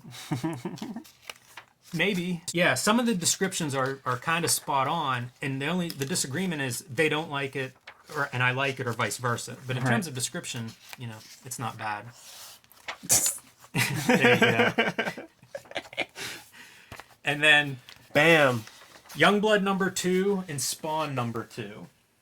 He admits that he almost hates to say it, but he kind of likes Todd McFarlane's stuff, man. It's hard to resist. He gives it a 2 out of 7, and Youngblood a 0 out of 7. This is another It's one less of than those toilet paper. double-edged swords. The story, what there is, this is Spawn #2. The story, what there is fairly okay Frank Miller pastiche. And Frank Miller isn't doing anything at the time, so there you go. Here's your double-edged sword. I love it. I know exactly where you're going. I don't see why people call McFarlane illiterate when Liefeld is around. I actually didn't pick that one up, man. The one that I was going to say was about how Fiore, if he had like a cartoonist re-education camp, he would force Todd McFarlane to work on humor comics because he thinks that he sees the germ of a humor streak in there, but he's not leaning into it enough. It is laughable when you think about, we're going to hear McFarlane say his job is to sell comics. Yeah. He is more successful at this than virtually anyone else in the history of the business. And then a critic is going to say, you know, I would put him on this book, or I think he has potential to be an okay cartoonist. Like, Right. It's a very different value scale. You know, the way he's judging this book is not McFarlane's intention in terms of what he's trying to make. And that will be the crux of the argument in the future interview in a couple of minutes that we will be getting into, man. The other fun note from Youngblood is that it is the first appearance of Shadowhawk. Right. A small preview. And he says, why Shadowhawk? Gestapo man taken. Yeah. I guess he doesn't agree with Shadowhawk's vigilante ways. Right, yeah, you know, should you have your spine broken for playing 3-card Monty on the street corner? I don't know, man. He mentions in the piece that you know, he calls all the Liefeld tropes out, man. Characters have 3 facial expressions, you know, mouth closed, a grimace, and a mouth open. We should say this is Kirby. We talked about Jim Lee has a Kirby-like character, Jacob Marlowe in Wildcats, and Liefeld has a Kirby character named Kirby, and this is part of a team called the Berserkers. He mentions how that issue of Youngblood, like the story is like a dozen pages or something like that, but it felt like an eternity to read, and it immediately made me think about you know, when the Ed Wood movie came out, and I was seeking out the Ed Wood movies. These are films that are like 60 minutes long, Yes, and really feel like they're 5-hour like 2-tape freaking you know, Godfather 2 length movies, man. It's like, what? Only 40 minutes went by? Comics Library. Rod Rowdy is talking about North Star coming out and Alpha Flight number 106. Rob Rowdy, man, he is a gay writer, and so he's speaking from that perspective. One of the things that he mentions is that there was mention that they were sowing the seeds of the North Star character being gay from day one, and he mentions the John Byrne stuff, how North Star's features were a little bit more soft, slightly perhaps more like his words, effeminate. But then we get to issue 106 of Alpha Flight, and he's got a barge of a chest. You know what I mean? He's straight up on roids, big, muscular, bulky. Mark Pasella doing his best Jim Lee / Rob Liefeld riff. Yeah, and coming out, I guess, in the middle of a fight scene, explaining to the guy he's fighting that he's gay. My takeaway from this article is Alpha Flight is terrible. Read Desert Peach for a much better comic that has a gay character in it. Right, and I actually have a couple of Desert Peach comics. I didn't pull them out because they're wherever they are. I really liked the cartooning, and I read little bits. So the idea is that who is it? Was it Rommel who was the Desert Fox? Okay, so Rommel's the Desert Fox, and the Desert Peach is his little gay brother, Colonel Manfred Firish Marie Rommel. It's a nice panel. I like the lettering. I like all the drawing. I like the little cartoony elements like the hearts. Yeah, this would be what Mazzucchelli would call that deadline. Mm-hmm. It's about storytelling. Like, this is a comic that's about storytelling. It's not about veneer. Take it to Mythmaker. Yes. Robert E. Sandiford talking about Sandman comics. First thing, and I didn't have this note going in, this reminds me of Spawn number 5. And McFarlane talks about only reading whatever he sent, and he sent Fantagraphics stuff, and I'm sure he sent the issue that he's interviewed in. It feels like this was the a big influence, maybe. You blow my mind, man. Absolutely. Why not? The Ice Cream Man. For sure, man. There are 3 trades for Sandman out at this point. Preludes and Nocturnes, The Doll's House, and Dream Country. For all the vitriol that's been spewed forth about mainstream comics on all the preceding pages, this is about as good as you could get in terms of a review of a mainstream comic. The writer does call the thing spotty at times, and I think that Gaiman would probably say so as well. But even to this day, like that first trade paperback stands up way better than almost anything out on the racks today. Yeah, he goes through, so he reviews the first 3 volumes and pulls out several stories, individual issues or stories to talk about. And as you said, it's mostly positive. You know, Mythmaker's the title, and he kind of talks about how Gaiman recognizes that's something comics can do really well. You know, I would almost associate that with like world building, which I think is a thing comics can do really well, and it's something I respond to in fiction. So in the third trade paperback, Dream Country, we were talking in an earlier episode about how Gaiman's scripts are like 15,000 words a piece, and we have the full script for the Calliope issue of Sandman that Kelly Jones ended up drawing. And what's cool is there's all these notes. Like, you could tell that it's written to keep the artist enthused.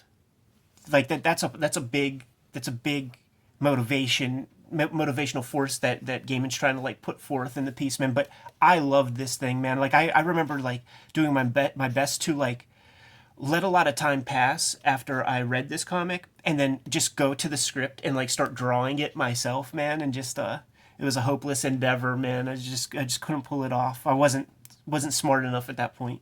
Who knows if I'm smart enough to pull it off now, but I don't know if these current trade paperbacks still include this. I would hope so, because if you want like a lesson 101 on how to write a comic script, you could do much worse than taking a look at this Neil Gaiman script in the third trade.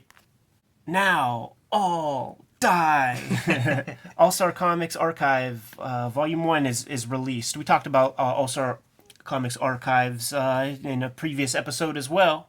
The cool thing about Frank Young is that he does associate the garbage Golden Age comics of yore with the modern kind of image comics. You know, the sort of gutter nature of the comics medium has now come full circle.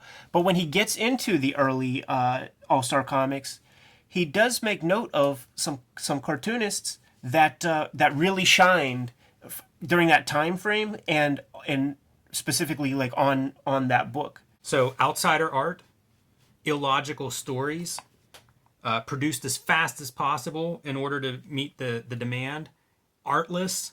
You know, these are all terms that are being applied now to the era of storytelling that we're back to in the early 90s. 2 guys he likes from that period of outsider, blah, blah, blah.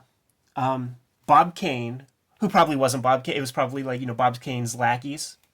And Fletcher Hanks. Yeah, who's had a real resurgent, I don't know, now it's probably been 10 years since the Stardust stuff has been reprinted by Fantagraphics. Originally, I suppose, unearthed by the Raw magazine guys in the 80s. Yeah, that stuff's astounding, and I like both of those. I like those early 90s weird image books, and I like Fletcher Hanks. And it is for the same qualities that he's describing. You know, you see awkward anatomy, strange story choices.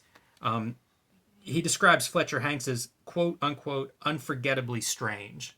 And that's what I want. You know, it's different. There's no other comic that's quite like Fletcher Hanks. And these early All-Star comics are not quite there. But they do exhibit that crudeness, that like, we don't know how to make comics. You just make them as fast as you can. Churn out the next book because we're sending this to press as quickly as we can.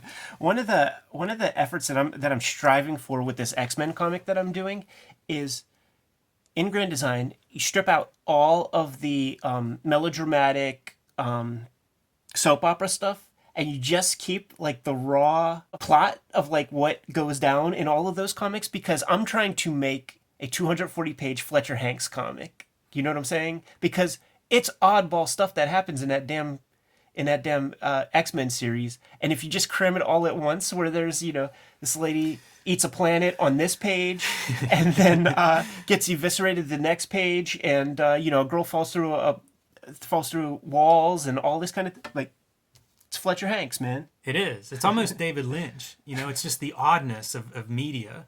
It's viewed at just in a slightly askew angle. A couple artists that showed up in the old All-Star comics that Young finds noteworthy: Alex Toth, Erwin Hasen, Joe Kubert. So Kubert would have done some of the Hawkman features, certainly. And when he would establish his school, he would bring Erwin Hasen to teach. Like, Erwin Hasen was a teacher there when I went to the school. He was around. I can remember him at comic book shows. Yeah. The way that I describe him is that he looks like, those like little albino bunny rabbits with the big red eyes. And so he's like super pale, super white hair, red eyes. And the way he hid the gait of his walk, like if you covered up like the legs and you just saw the upper torso and you seen him walk, it would look like he's floating. There's no bounce to his walk. So he's like levitating as he moves forward. It's really weird. Marvel Comics and the Kitty Hustle.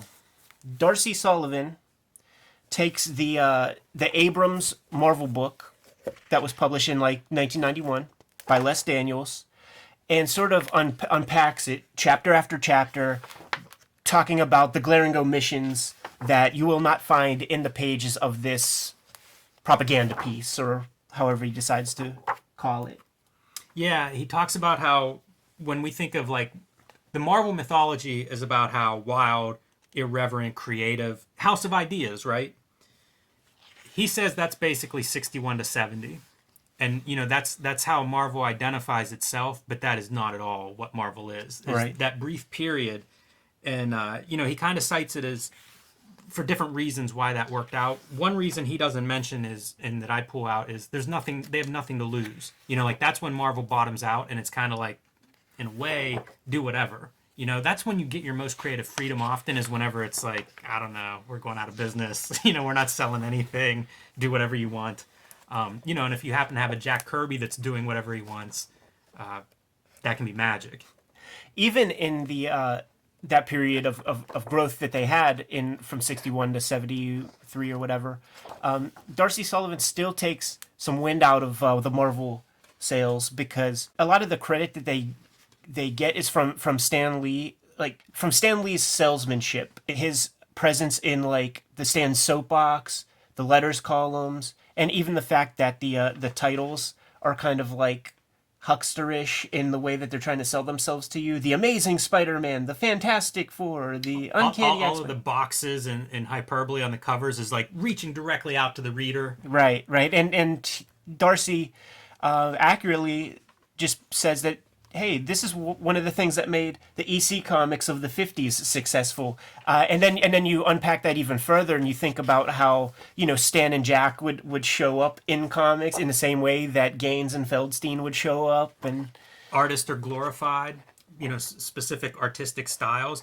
I think that's an amazing note, because the EC stuff spawns fandom, or doesn't spawn fandom, but I mean, there are fanzines dedicated to EC, and I think a lot of that dedication and fervor comes from that insight, I guess, that idea that Gaines had of like connect to the reader as personally and closely as possible. And you see things like Squatron, the EC fanzine that's amazing and runs from an early time period. Marvel just takes that page right out of their playbook, and to great effect. And then when the 70s come along, and in retrospect, there's this idea that has been perpetuated, since then, that, Stan Lee started to do the college circuit and started to cultivate like an older readership, the cool hip college kids. And Darcy's like, listen, at a time when feminism was on the rise and civil rights were being duked out in the streets, you had a comic called Black Goliath and a comic called Night Nurse. How fucking hip are you? Yeah, and there are contradictions to Stan Lee's point of view whenever they talk to Jack Kirby and he talks about making this work for the kids and ideas behind his storytelling that line up that way. They compare Stan Lee's sales approach to Roger Corman. Right. There's no distinction for Stan Lee.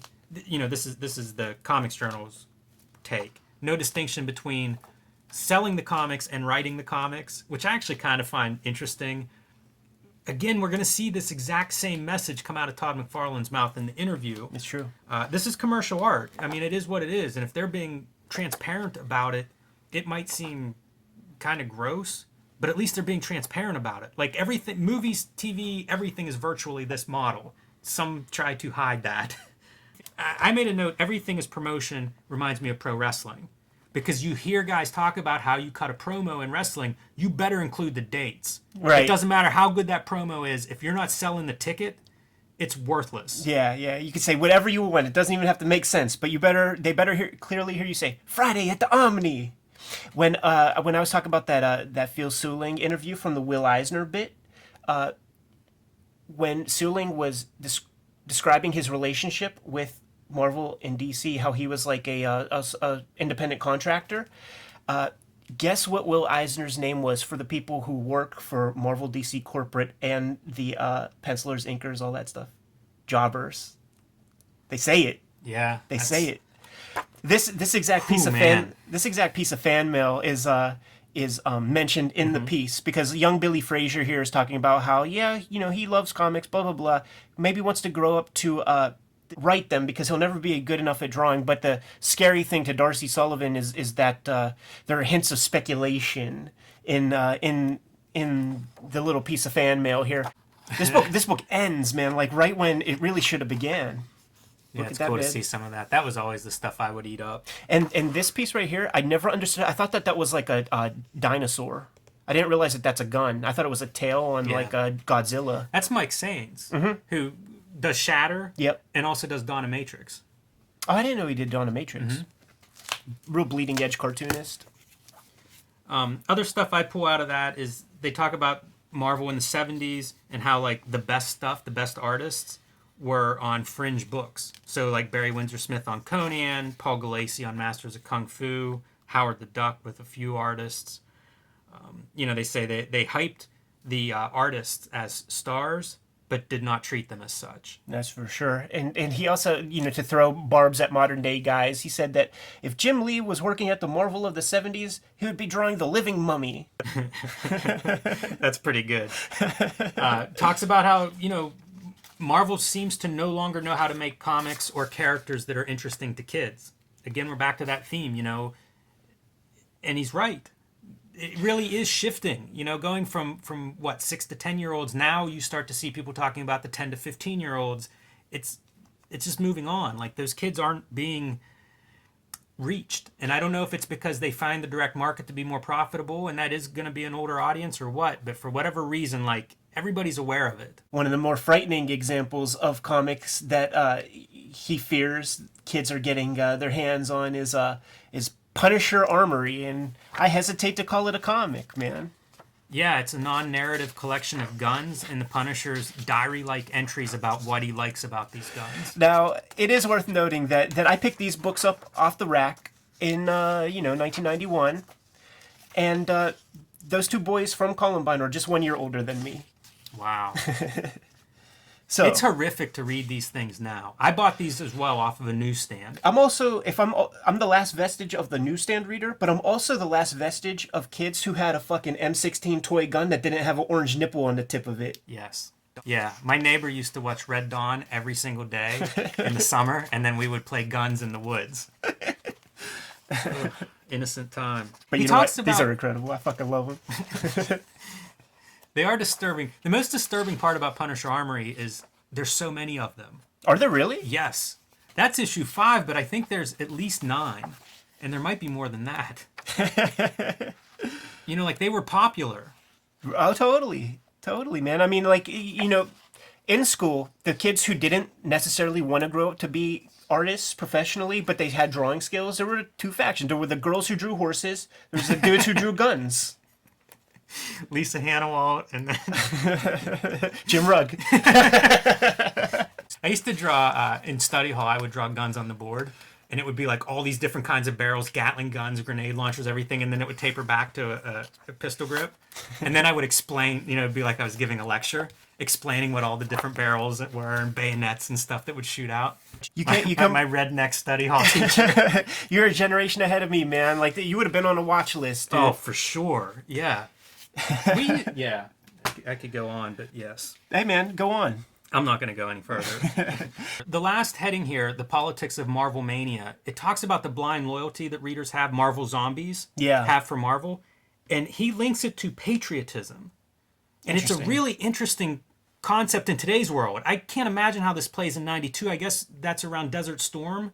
So, there was certainly a resurgence of patriotism around Desert Storm, but he links it to this idea where, like, we blindly want to believe this mythology even if it's not true. And it really reads like in a way that you could pull out that last column and publish it today and it would have relevance. In a way that it always disturbs me whenever I read any of these articles and it's like, man, that's exactly how things are now. Right. Not just, about patriotism or blind patriotism, but any of this stuff. Because every now and then you'll hit these notes that talk about content, distribution, whatever the case may be. And whenever they're spot on today, it's always like, what is happening? Like, have we not evolved? Are we back in the same crossroads, ready to make the same mistakes? I wonder, like, in terms of the cyclical nature of how generations work, like, are we back to this sort of mentality? It feels like it. I thought they were going, when I started reading this final piece, I thought it was going to get into branding, which it doesn't. I guess if this comes out in 1999, maybe, or something, like there's a time when branding would have been, I guess, in between wars, between Desert Storm and 9/11, branding is probably where you would go with this. One last thing of note, and it is a drastic failure on Marvel's part, as seen by Darcy Sullivan, is the fact that, try as they may, Stan Lee has been in California since the 70s, but Marvel just can't crack Hollywood. And he mentions all the successful DC stuff that's out there. Flash TV show, Batman Returns, a couple other little nonsense things here and there, man. But they just can't crack Hollywood. What do we have? We have a straight-to-video Punisher movie. We have a Spider-Man movie that's been in development for 30 years. We have a Spider-Woman cartoon that nobody's seen. And a Captain America movie that's so bad it can't even be distributed by way of videotape. That's one way that times have changed for the company. Yes, that's not the same today. Next feature, a half-filled glass from a tapped-out barrel. Rich Kreiner talks about the Doom Patrol, Grant Morrison's run. Yeah, and he talks about it very specifically through the lens of postmodernism. Postmodernism follows, it's basically a reaction to modernism. And modernism being the idea that we can achieve a utopian-like world through the rational. It comes out of architecture and then basically influences art, literature, everything of this time period. Postmodernism is a rejection of all of that stuff, and it's part of its rejection is the rejection of sort of the elitist, of authority, of definition, which makes it very hard to say exactly what postmodernism is. Often it's described through characteristics of what's exhibited. And these things include everything from like, well, here's a wiki note on it, or a Google look. Postmodern, 1, nature of contemporary society. 2, nature of critique of contemporary society. So one of the things that it's big on is meta, and this is a big piece of Grant Morrison. Other elements are skepticism, irony, critique of concepts of universal truths and objective realities. That comes from the Tate, to give you some idea of what you're dealing with in the concept of this review. So, we talk about how the Comics Journal moves into this era of trying to be academic, and this is probably an early example of that. This article's good. I think it's not great. I think the writer has some really good ideas, and then he grasps a little bit to graft them onto Doom Patrol and vice versa. I think it's a good reading of Doom Patrol. I think it's one that Grant Morrison would put out himself. His obsession, I think, is language-based. They connect Swamp Thing number 19 to Doom Patrol number 19. So Alan Moore's first Swamp Thing connect to Grant Morrison's first Doom Patrol. Both of these guys are interested in magic. I think Grant Morrison's specific interest in magic has to do with language. I've seen him write about how There are ideas that our alphabet doesn't contain all of the sound representations, and the idea that language is a form of magic. And I like all these ideas. They're very fun to think about. That's something that Moore talks about too. He describes that the bard can string together a certain amount of words that will not only ruin your life, but for generations to come, your family's name will be soiled. Yeah, and this can be just the planting of an idea. It can be exposing you to something you had not thought about before, and now you cannot stop thinking about it and drive you mad. The big weakness is, in terms of postmodern Doom Patrol reading, and postmodernism in general, is that it is reactionary. And so the problem with Grant Morrison's Doom Patrol, very interesting superhero comic, but because it's a superhero comic, it has the limitations that superhero genre has. So he definitely, if you're, it's one of the more enjoyable superhero comics, especially of this era. He's doing things that are very different. You're not seeing in other superhero comics, but it's still a superhero comic, and it can't quite outrun that. I've read very, very little Grant Morrison in my day. I've read Animal Man, I've read Arkham Asylum, I've read a few things here and there. I've never read Doom Patrol, but the kibitzing at the comic shop is something that I hear on a weekly basis. And one of the things that almost everybody talks about is that Morrison has good ideas, but never follows through, or never the concepts that he initializes in a story, they never come to fruition in a satisfying way.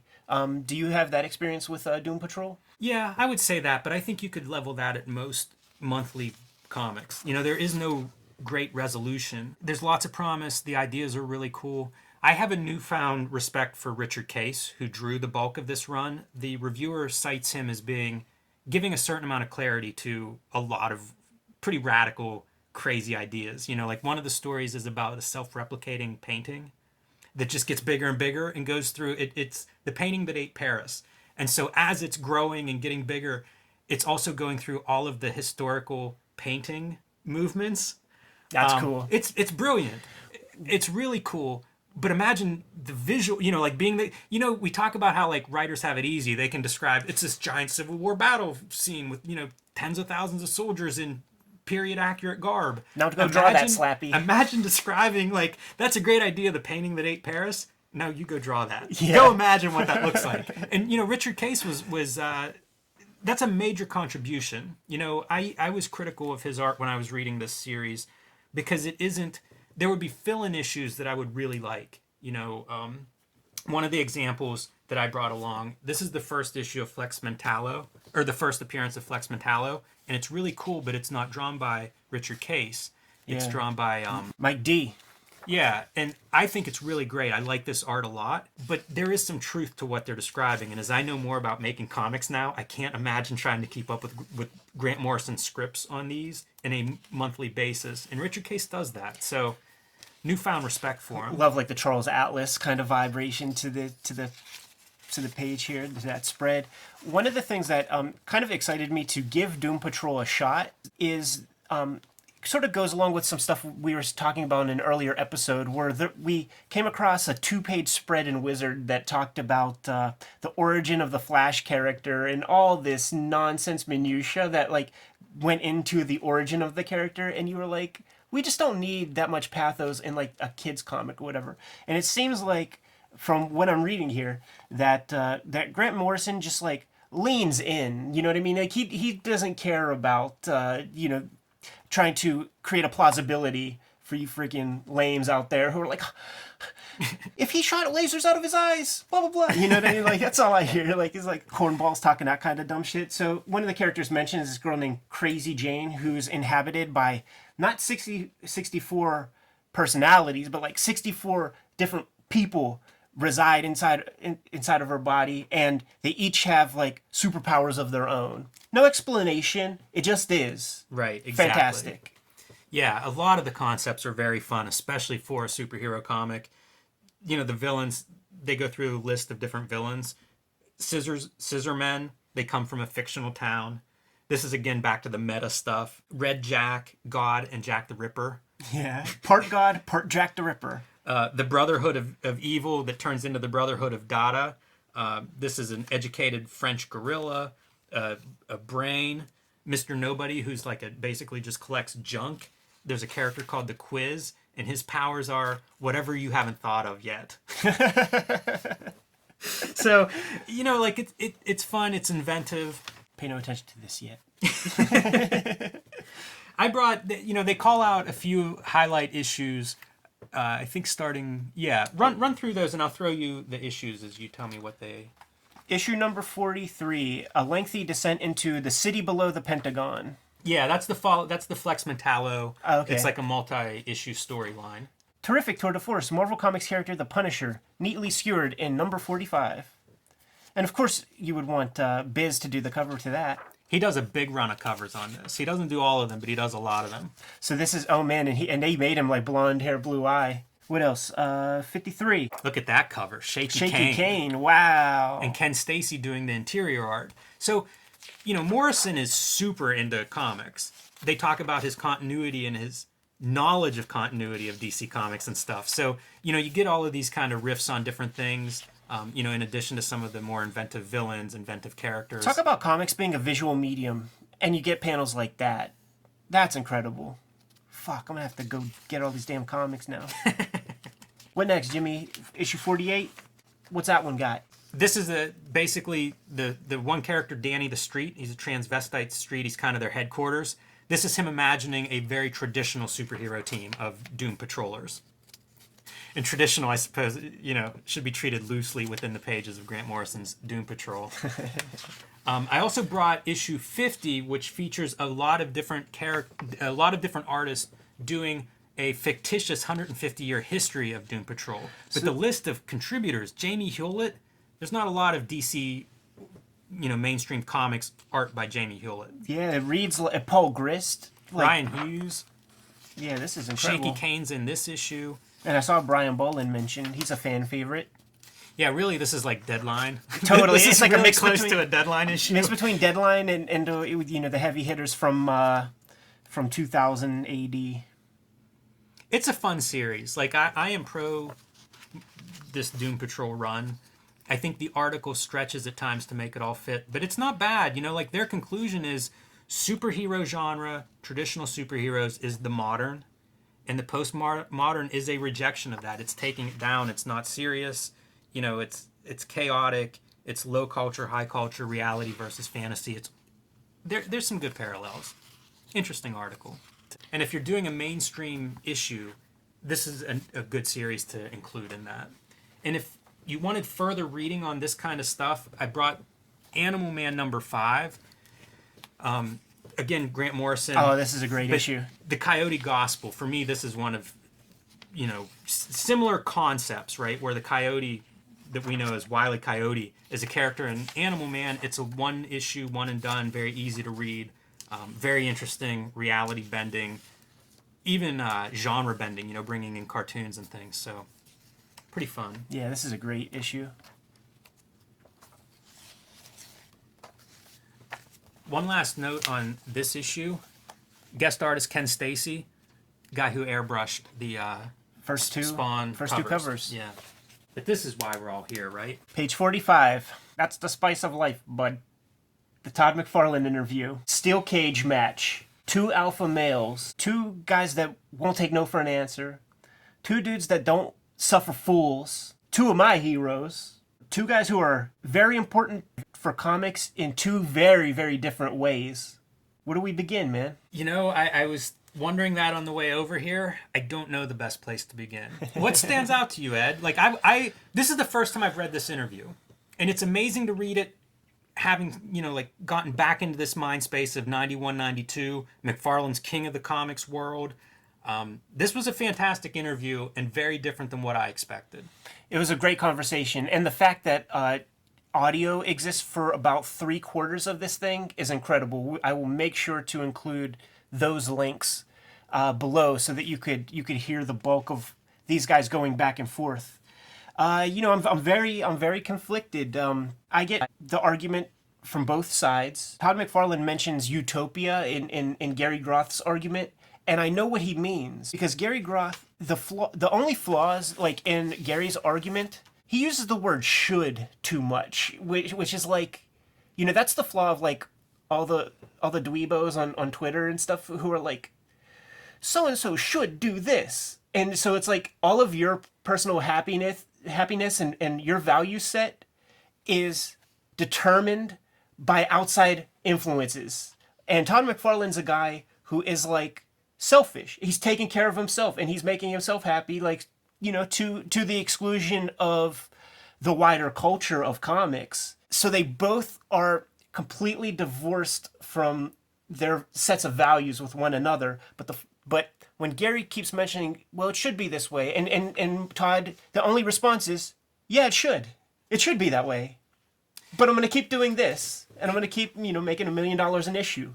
Groth comes into this interview, and I think he has some very hard questions that he brings to Todd McFarlane, and McFarlane is, for the most part, really rises up and meets them. He's setting mousetraps. Yes. Little mousetraps here and there. Yeah. And it's incredible to read. It's very fun to hear these two guys going back and forth and the parallels they have. You know, you mentioned one of the things Groth does is sort of says should, you know, in Utopia.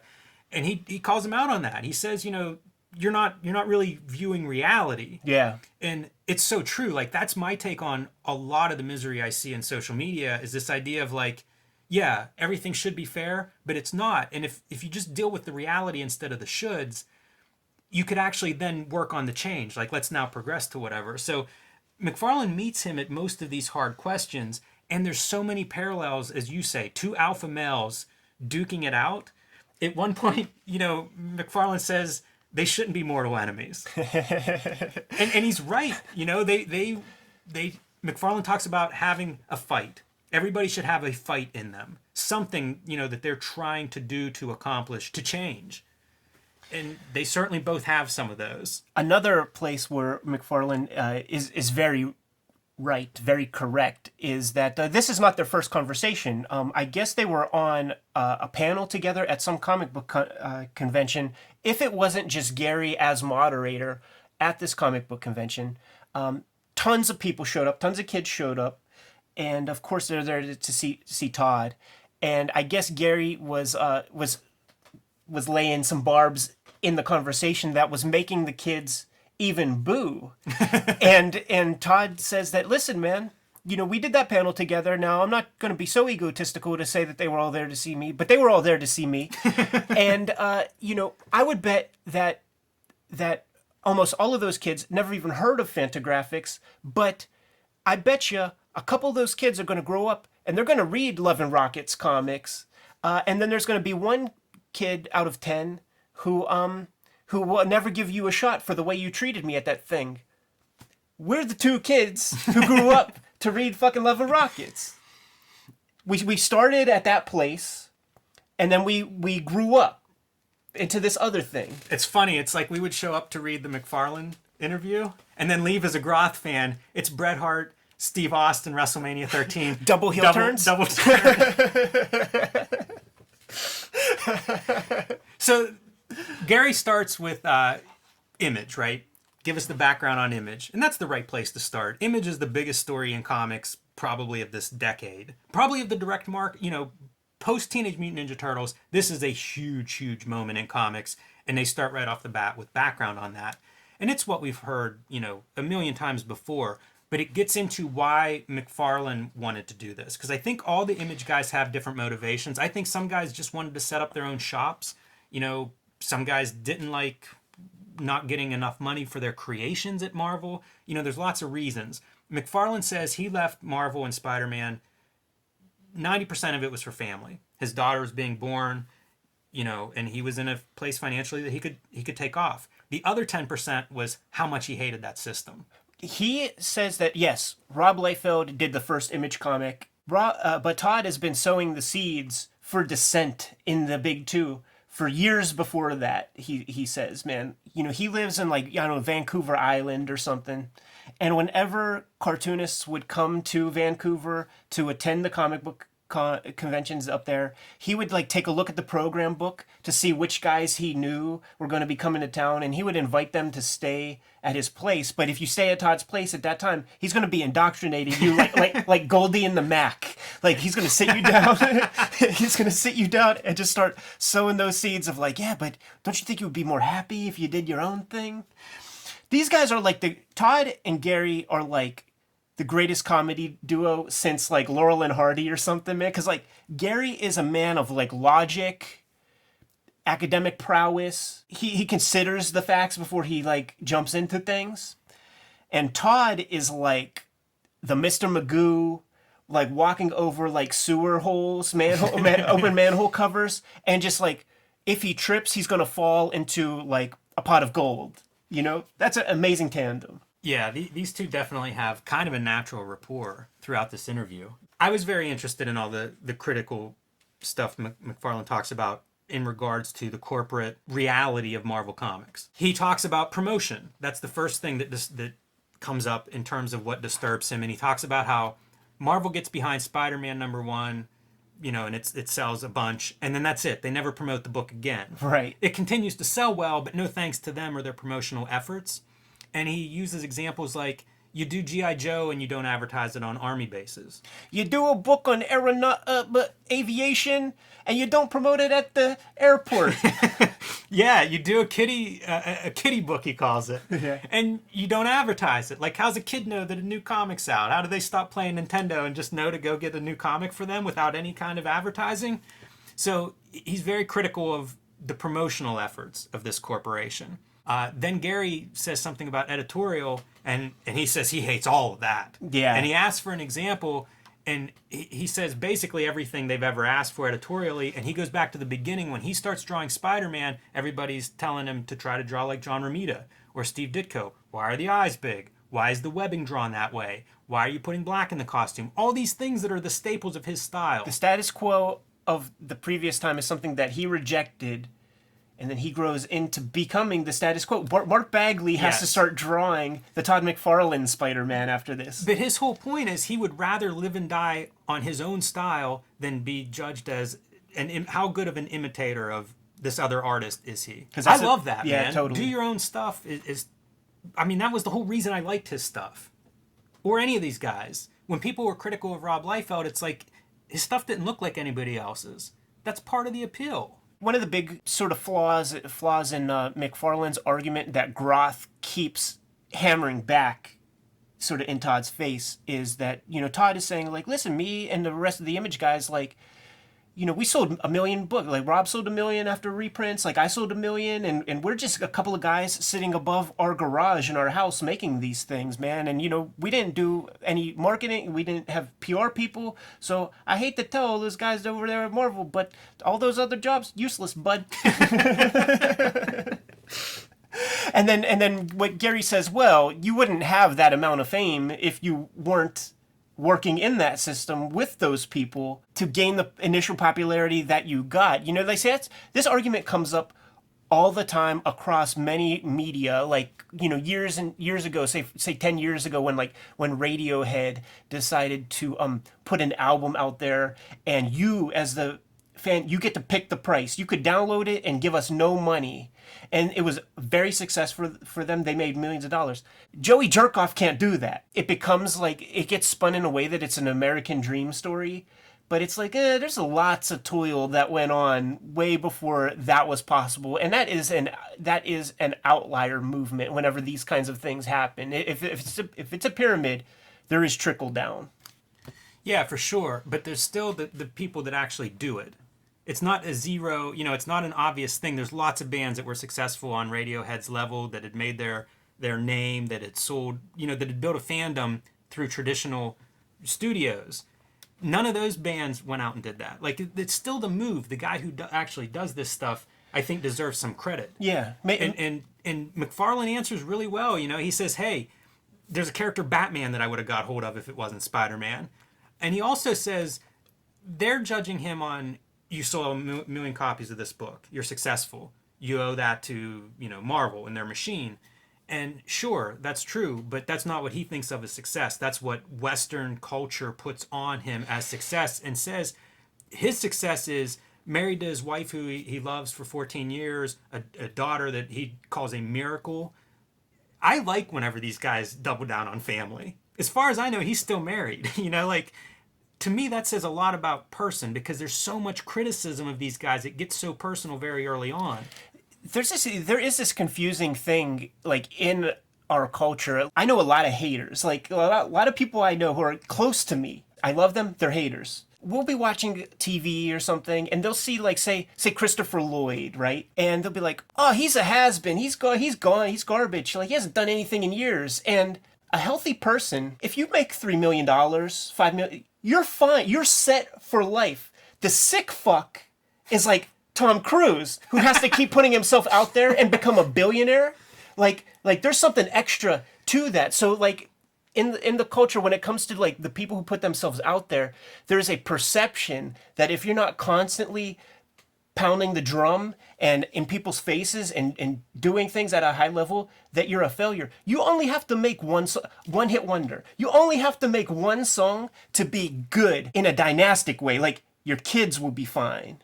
I think Todd answers that stuff about, you know, you want to be who you are, if not for Marvel, blah blah blah. I think you know, he says the Batman thing, which still goes with what Gary was saying. But what I liked in Todd's response after that is he suggests, yeah, use Marvel, use DC as a training ground. Get some popularity, get a few pages under your belt, go off and do your own thing. And that has been the model for the past 20 years for the people who slog around and they get their page rates from the big two. They establish they get big social media presence from the books that they do at the big two. Shout out to all the 15,000 people who've followed me on Instagram since I did my first issue of X-Men. And then they go do their image book or their create their own stuff and then prosper that way. A small fraction of people come with them over to Image or wherever they go, Fantagraphics.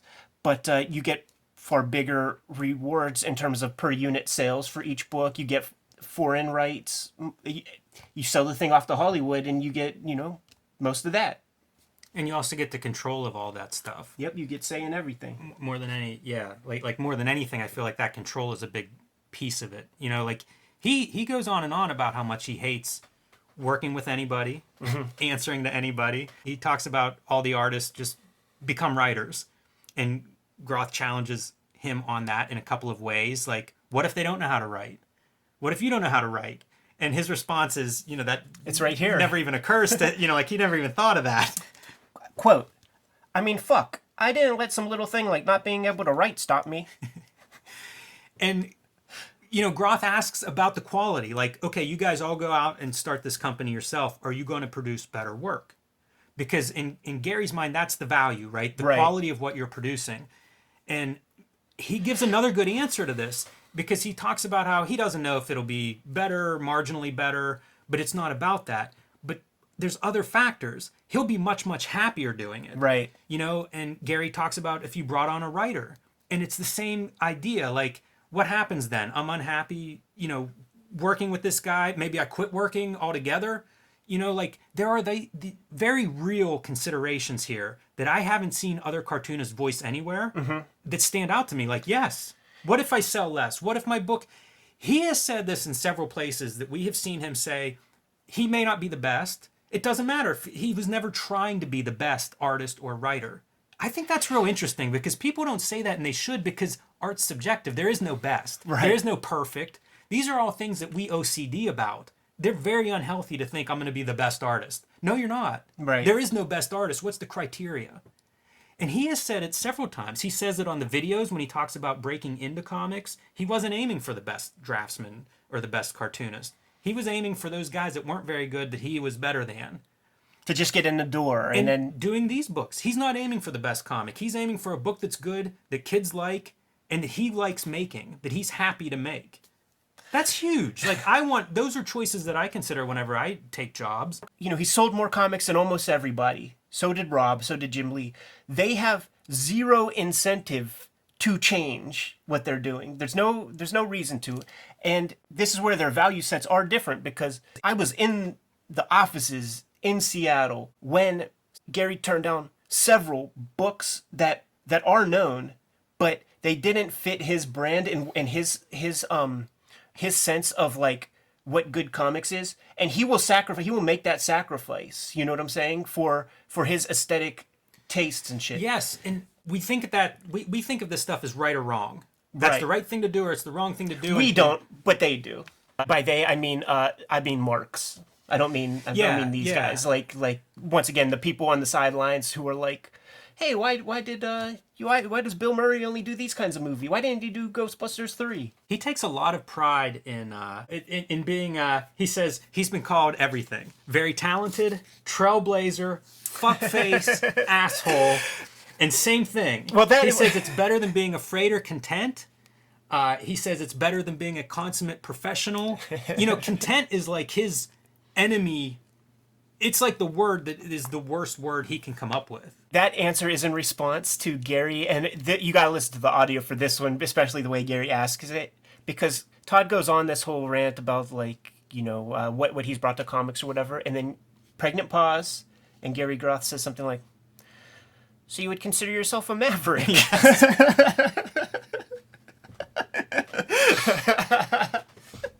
I love it, dude. I love this shit so much, man.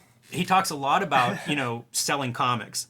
Like McFarlane identifies what he does really well, better than anybody, is sells comics. And that's his job. And all these editors that want to make changes or change this panel or why are you doing it that way, they don't get it. Before you judge whether he's good or bad as a writer or artist, keep in mind his number one job is to sell comics. He's, especially for Marvel, he is hired to sell comics, and he did it better than anybody. That's pretty remarkable. You go back to Les Daniels' book with Stan Lee making no distinction between selling and writing comics. That's what this is commercial art. You're selling tickets. You're selling the books. We lose track of that. Like, that's literally, McFarlane has laser focus that is it. Everything else is bells and whistles. He takes pride in his art. He's trying to get better. He talks about evolution of his style and things that he's doing. It's not like he's hacking this stuff out. But selling comics, that's number one. And then I'll work on my craft. He says, I'll try to get better. He addresses all that Gary stuff. I'll try to get better along the way. But who am I to educate the public? He says, if they will buy 22 pages of blank paper from me and buy 1 million copies of those, who am I to deny them? He says. He's like, I'll work on world peace on my own time, bud. He says. Yes, do listen to the audio for that. The audio of this is so great. He says the F word so much too. It's really sanitized in the transcript here, man. But he's almost got like a Tourette's amount of fucks in his dialogue, and I think that's super cool, man. Because here's the thing, dude. Todd McFarlane was living in a trailer when he got his first gig. I'm breaking kayfabe a little bit. I mean, these are in public interviews and shit like that, man. But like the Fantagraphics guys who are like from my economic stratum and McFarlane's was like, the Hernandez bros, but all those other motherfuckers, man, are kind of bougie, and they could pick their spots and sacrifice time, and Burns can take a year to put out one issue of Black Hole and be okay. Like in the Clouds interview in the Journal, the one where Pete Bagg is kind of on hand as well. Dan Clowes was talking about the privileged situation that he had with a death in the family and the money that he was receiving, like trust fund type shit, and like in comics today, a lot of people I know, man, like not only get to live in like New York City, like money making Manhattan, but they have cars, which means they could pay to park that motherfucker in Manhattan. You know what I'm saying? They're not a part of our economic stratum. So like McFarlane was a broke motherfucker and is doing really well for himself. Make hay while the sun shines, man. And it's a privileged position to be able to sacrifice the economic realities of today with artistic merit and like that kind of thing. Yeah, and Gary asks him about that stuff in a couple of ways. One, he cites a Wizard interview where he Todd had talked about changing his style from like Invasion, where he was doing very challenging layouts, but layouts that would appeal to an older audience, and making a conscious effort to make it more accessible to younger readers. And Gary brings that up. And that is an effort of Todd moving towards selling books. Right. He consciously tried to reach wider audiences. That was his goal, and he achieved that. This is like a 50-page interview. Yes. And you talk with me for an hour, 2 hours. Like, I will say contradictory things, probably, as everybody will. Sure. And Gary is like the bloodhound. Yes. So like, there's the parts where McFarlane is playing the role of like doe-eyed, hey, I can't believe this happened, but then saying stuff like, I did this and this to try to sell more books, and then Gary will hit him on every point, to the extent that Todd is like, oh yeah, you got me there, bud. You're as good as my wife. Yes. Yeah. She calls out all my hypocrisy too. So these guys are just like trading, boom, boom, boom. Like these guys, it's like get in a ring for 16 rounds, punch each other's brains out, and everybody is left like on the mat, like which way is up, which way is down. He asked him about the exploitation of the market. Groth hates Marvel and sort of Marvel's sales policies. And so he asks him about, having these different covers on Spider-Man #1, to reach that 3 million. And McFarlane's thing is, hey, nobody asked me about that. Probably at that time he maybe would have had some influence if he tried, but chances are, who knows if they did ask. It was a new thing. Yeah. But his answer is Spawn has one cover. So I mean, the answers are there for most of these questions. I'm impressed with this interview. It's very different than what I expected going into it. I think for the most part, McFarlane handles his business pretty well. And I think he gets along with. I actually think he likes that back and forth. The fighting with Gary. It keeps you sharp, man. It's iron sharpens iron. That's like a thing that we're getting from this conversation. Is like they're two fucking big willies like duking it out, and they both come out. He says at one point, a lot of guys think you're a fuck. To Groth, and then he adds, you don't have to print that. It's almost taunting him, right? Like, of course he has to print that. You're challenging his journalistic integrity by saying you don't have to print that. he's like, I hate to tell you, bud, but a lot of people think you're a fuck. And It's then incredible. And then that's when he talks about the comic convention that they went to and where Gary got booed and all that. And of course Gary knows what he's doing, man. Like in the editorial early on, like he was making references to the image guys going to the Carol Kalish School of Comics Marketing, and this woman was dead for maybe 2 months by the time that he wrote this piece, man. And the piece that he wrote about her before then, like he said, it was like the most criticized piece he's ever done, and it's like she being the Marvel direct market sales I think vice president or something. I'm not sure of her exact title, but she was a salesperson for Marvel for a while. There's a verbal jujitsu going on in this whole thing, man. And Todd ping pongs the question back: what would it be like if we lived in a world where You're Loving the Rockets comic sold 2 million copies? Like what are the numbers on Love and Rockets today? And Gary says it's about 24,000, and then Todd asks that part about, well, what if we lived in a world where it sold 1 million? And then Gary takes a breath and is like, in order for me to imagine that happening, that would require a world where the general public accepts good things. One of my favorite exchanges is Groth asks, "Do you think your comics are well written?" And McFarlane responds, "Do you think my comics are well written?" Gary goes, I asked you first. I asked you first, bud. Very, very funny. And he says no. He says no. But then he says no, and then he goes, oh, on any given day, yeah, I'd say yes or no. And frankly, I think that's how every artist feels. Yeah, and he talks about how, as a whole, he's not the best at any of one of these things, but as a whole, he's delivering this very effective comic.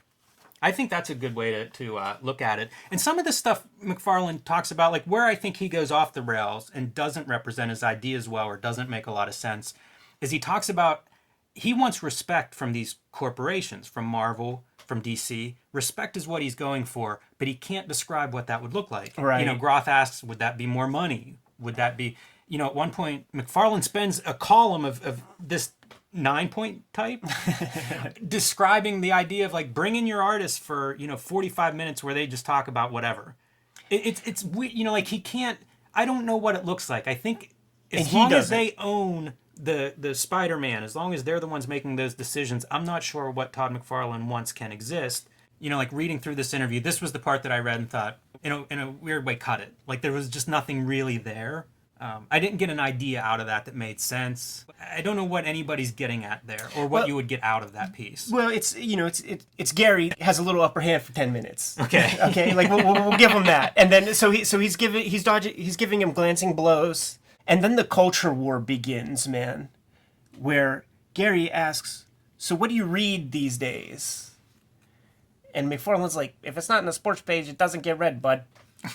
And not even Sports Illustrated. Not even Sports Illustrated, because there are too many words in the articles. The articles are too long. Just the sports page, man. Groth says that McFarlane reminds him of Dan Pussy. And McFarlane's like, who's that? Yeah, it's so sad. And Groth goes like another round about it. He can't believe he doesn't know who Dan Pussy is. I'm quite sure he's playing with him. Like that, unfortunately, that's a part that we don't have audio, so we can't judge tone or anything like that. There's just a real great part where McFarlane says something like, so I guess, if I don't read, it's not going to make me a better writer. And Gary Groth's like, I guarantee that. And then in the text and on the audio, like, you hear McFarlane go, he's uncomfortable. He's on the ropes. And fucking Gary puts every and and ellipsis in the actual print. Like he does that thing a million times, but the only time it's in print is right after the question about how much do you read and are you a reader and all that kind of thing. Gary knows what he's doing, man. He's the scorekeeper here. If the scorekeeper can't win, you're doing it wrong. Once again, in capitalist fashion, McFarlane says that the people he listens to, he's not going to listen to R. Fiore's fucking bougie critique on Spawn #2. He's going to listen to the kids who are writing in, who are buying these comics, man. And if they want a big guy with big guns, they're going to be getting a big guy and big guns. And then that's when Gary tries to steer the conversation. Is like, well, what about bringing some of your own energy to it, and then like getting them acquainted with something else. Like very often, in fact, the bigger hits, because we're talking about a Spawn comic that sold 1 million. What about like a Raina Telgemeier comic that's $30 and sells 1 million? Very often the public doesn't know what they want. You know what I mean? You invent the thing, you put it out there, and then it blows their mind. But once again, I'll try to come up with world peace on my own time, bud. How about some more double-handed stuff, but not from the Fantagraphics or Gary Groth camp? How about from the McFarlane camp? How about how he suggests that Tom DeFalco, he's like, I hate editors, but don't take that as like me disliking Tom DeFalco. Like, he is the perfect editor for Marvel at this time. It's just that he's a part of a bigoted family. If you're a part of a bigoted family and you have like a racist dad or a racist uncle, you have two choices. You could accept Pappy's wisdom and continue being a racist, or you could break off and make adjustments. But a corporation isn't going to want an editor-in-chief who's going to be scorching earth and doing things in his own image. No pun intended. So Tom DeFalco is like the perfect editor. The other point where Gary's a dick is when Todd is going on Todd has a monologue, and he's talking about his like situation and his perfect world for creators and everything.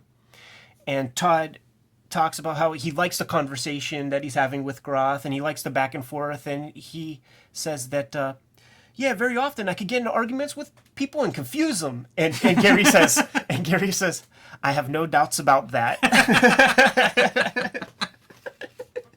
Should we talk Malibu? Yep. Well, you know what? One before that. Let's do it.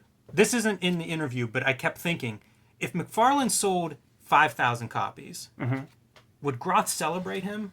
If he were self-publishing, he's writing and drawing this book that doesn't look like any other books, would that be celebrated? Is it that he sells 1 million? Like, part of me thinks a lot of this interview is spent trying to decode McFarlane, what he does, his style, where he's coming from, what his values are creatively.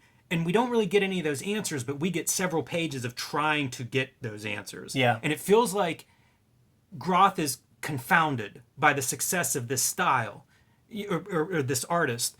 And I just think, like, if it weren't for the number of sales, would Groth assess this stuff differently? Because it's idiosyncratic. It really is like, McFarlane talks about trying to make cool stuff, monsters, capes. like it is like an artistic vision. It's an artistic vision that appeals to, say, a junior high school. He talks about that like 12 to 15-year-olds Yeah. readers. That's how old I was reading this stuff and eating it up. It is reflective of McFarlane's visual, I don't know, iconography or something. It's superheroes, it's monsters, it's action. It is a personal vision in a way. And I just wonder, if the sales were different, would it be viewed differently? It's by virtue of the outlandish success. I mean, what we're talking about here with the Image guys, we're talking about like some of the first creative millionaires in comics ever. Outside of newspaper cartoonists. Sure, yeah. The comic book landscape. So there's no reason to even talk about somebody who's doing something 5,000 copies and is dashed out. Like there are no big exposés about Faust comics from Gary Groth. You see what I'm saying? So there would be no reason to talk about it. It's culturally devoid, glitz and glamour that Gary Groth just can't wrap his head around. Go back and read these comics too. I can't wrap my head. It was a time, it was a place, it was an energy, it was a zeitgeist thing of that day. The fans that McFarlane has, I don't know how he's accumulating more. I don't see Spawn circulation numbers going up from 1 million. So it's like he started at a big position and it just has been whittling its way down. And Gary's strategy is is like slow and steady. And, they just put out that book. We told you so. Comics as art. So there's some sort of like cross section that they both hit. And, once again, both tremendously successful with what they're trying to accomplish. Be fun to see them revisit this kind of an interview. That would be incredible, man. Once we get the channel a little bit more popular and we have the first cartoonist kayfabe convention, they're going to be our prized keynote panel. Start that petition, man. Yeah, we don't need Gareb Shameless.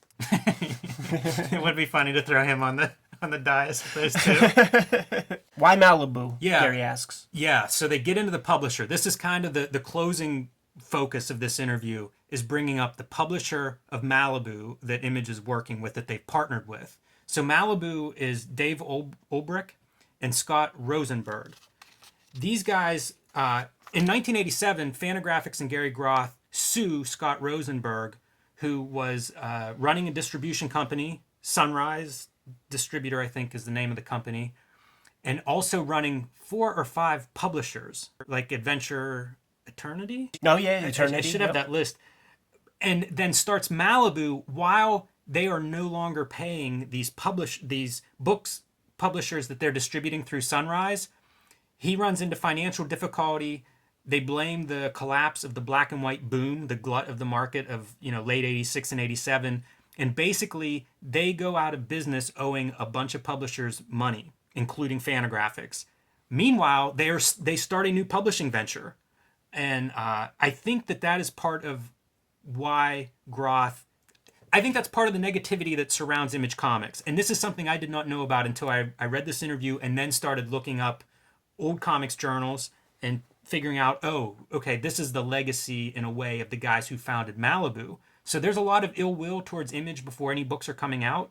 And I think some of that ill will stems from ill will towards Malibu. Such an old shell game of like the distribution of goods, man, is like, the distributor is like, very often, this happens a lot, like where they are like a small kind of shell company within like a major company. And what happens is when that little shell company goes out of business, money from the big company does not filter into in paying off all the debts that small company owned. That thing is just kissed off.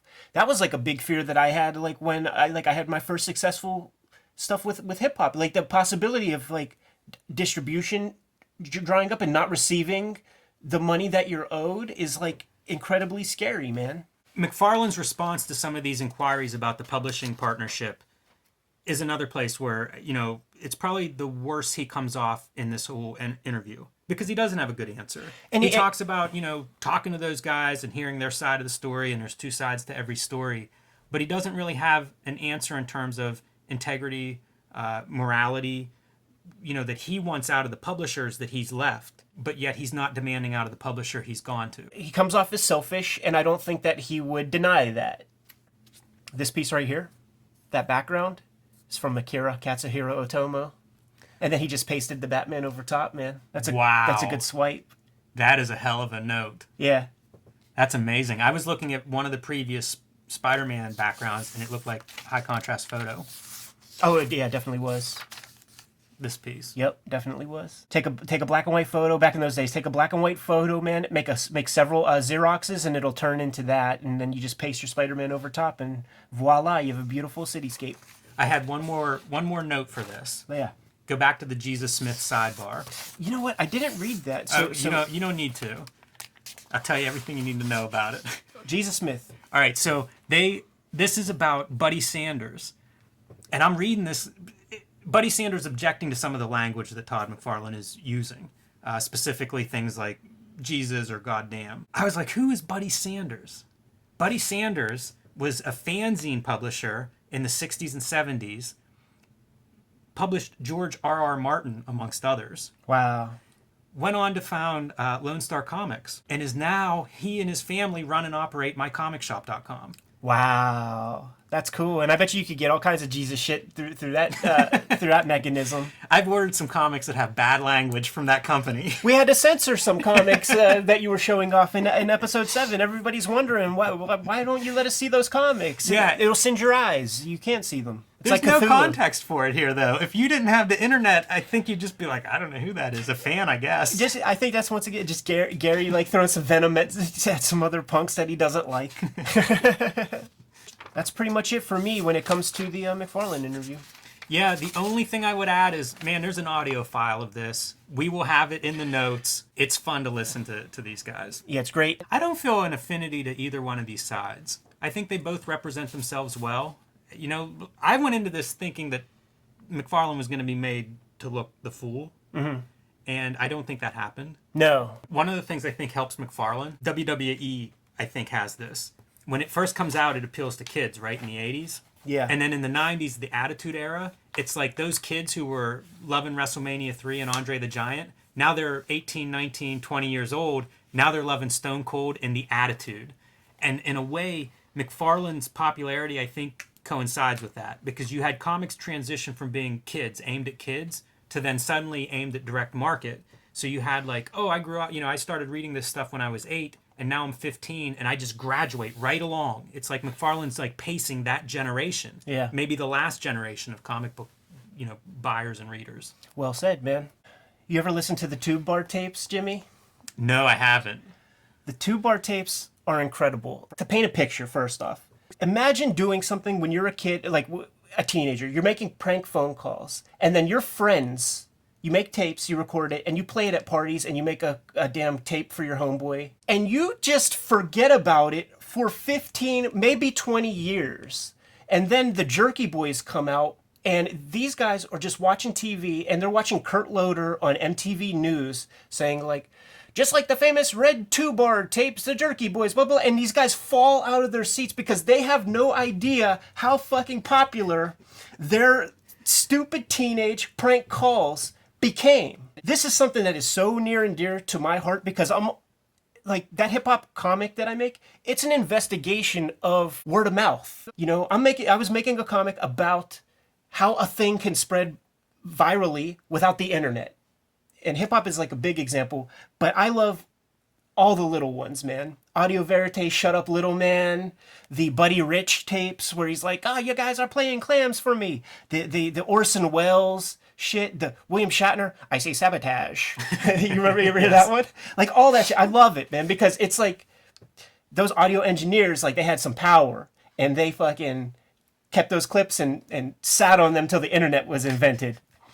So the Red 2-Bar tapes, man, dude, John Elmo and his homeboy would call this bar up in New Jersey, and it was called the Tube Bar because like maybe 12 guys could fit into it, man. And like your ass is touching the back wall when you're standing at the bar, peanuts all over the floor and shit like that.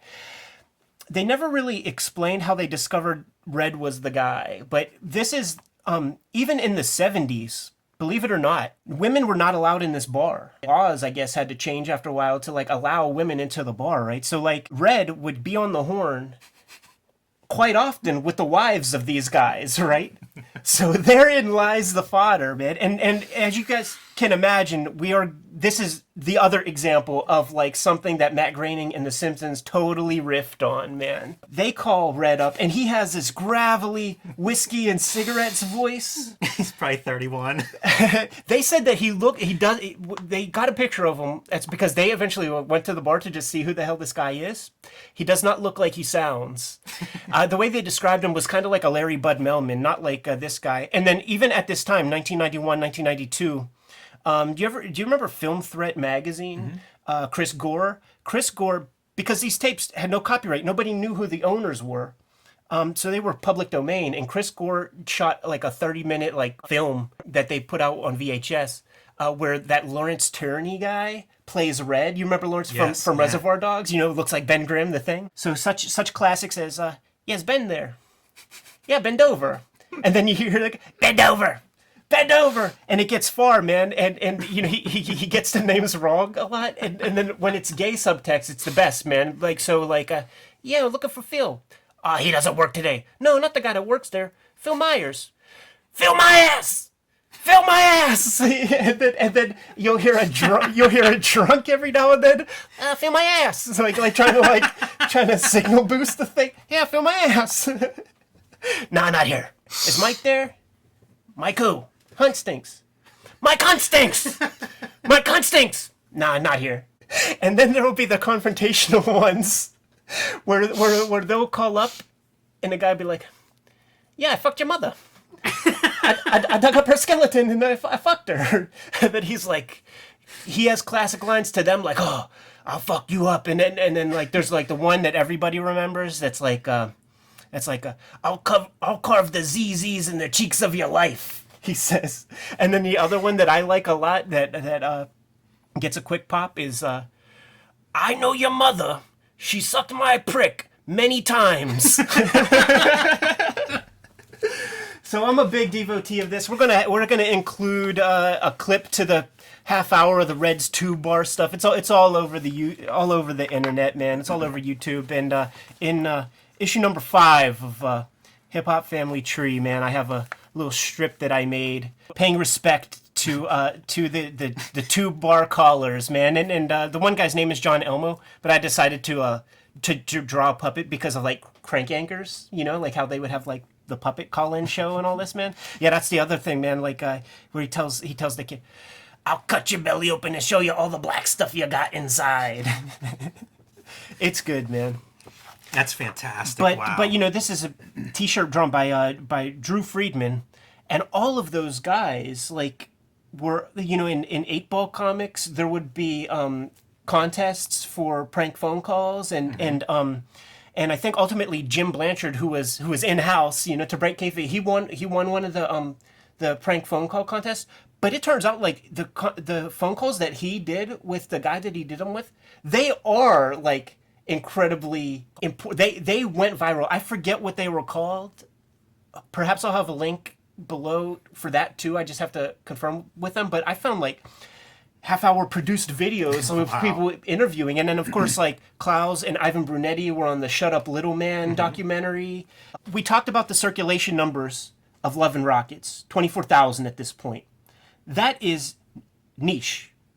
And the people who are into these kind of niche things, like Fantagraphics comics, like Ed Wood movies, it's logical to like go to the place where you're finding like these super obscure audio verite clips of prank phone calls that you just hear about from word of mouth, you know, discover Gigi Allen, like it's all a part of a thing, you know, a trash pop culture. I think that pro wrestling fits into that microcosm, man. I think back in the day, like hip hop and rap music fit into that in a way, man. So I think comic books are there now. They totally are. You know, like I buy more comics than I've ever bought, but it's all just warehouse and boxes and wherever I'm visiting, looking at whatever I can find, and it feels niche. And you know, the people that are watching us, listening to these shows, I think they have that in common. Michel Fife was in the chat room, and it's like that's what we talk about. What have you dug up? What have you found? Where? That's totally it, man. Now, like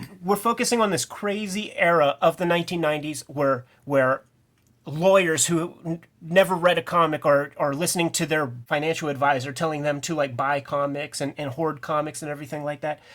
And people who watch the live feed, someone asked in the comments like, Ed, you never paid more than $9 for a back issue. Well, how do you have all those boxes? Those 90s speculators became the 90s liquidators who made it possible for me to buy all their comics for a quarter a piece. I just bought 50 books for a dime a piece at a store in Florida, and it's all the 90s stuff. It's Ultraverse and early Image books. We'll leave it at that for now, man. This ends part one.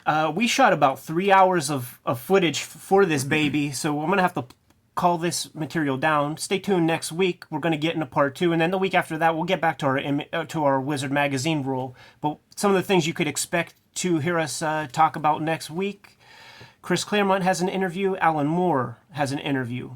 Our man Evan Dorkin is interviewed by the Journal, as well as David Mazzucchelli. We'll unpack a Justin Green sketchbook, man, and probably talk about Binky Brown and how Binky Brown is the first artist edition. And then I guess we'll probably wrap it up with that, because for whatever reason, these features take place in stuff that we already covered, man. So without further ado, man, I'm Ed Piskor. I'm Jim Rugg. Follow us on all our social media platforms. Follow Cartoonist Kayfabe. All the links are below. We'll see you guys next week.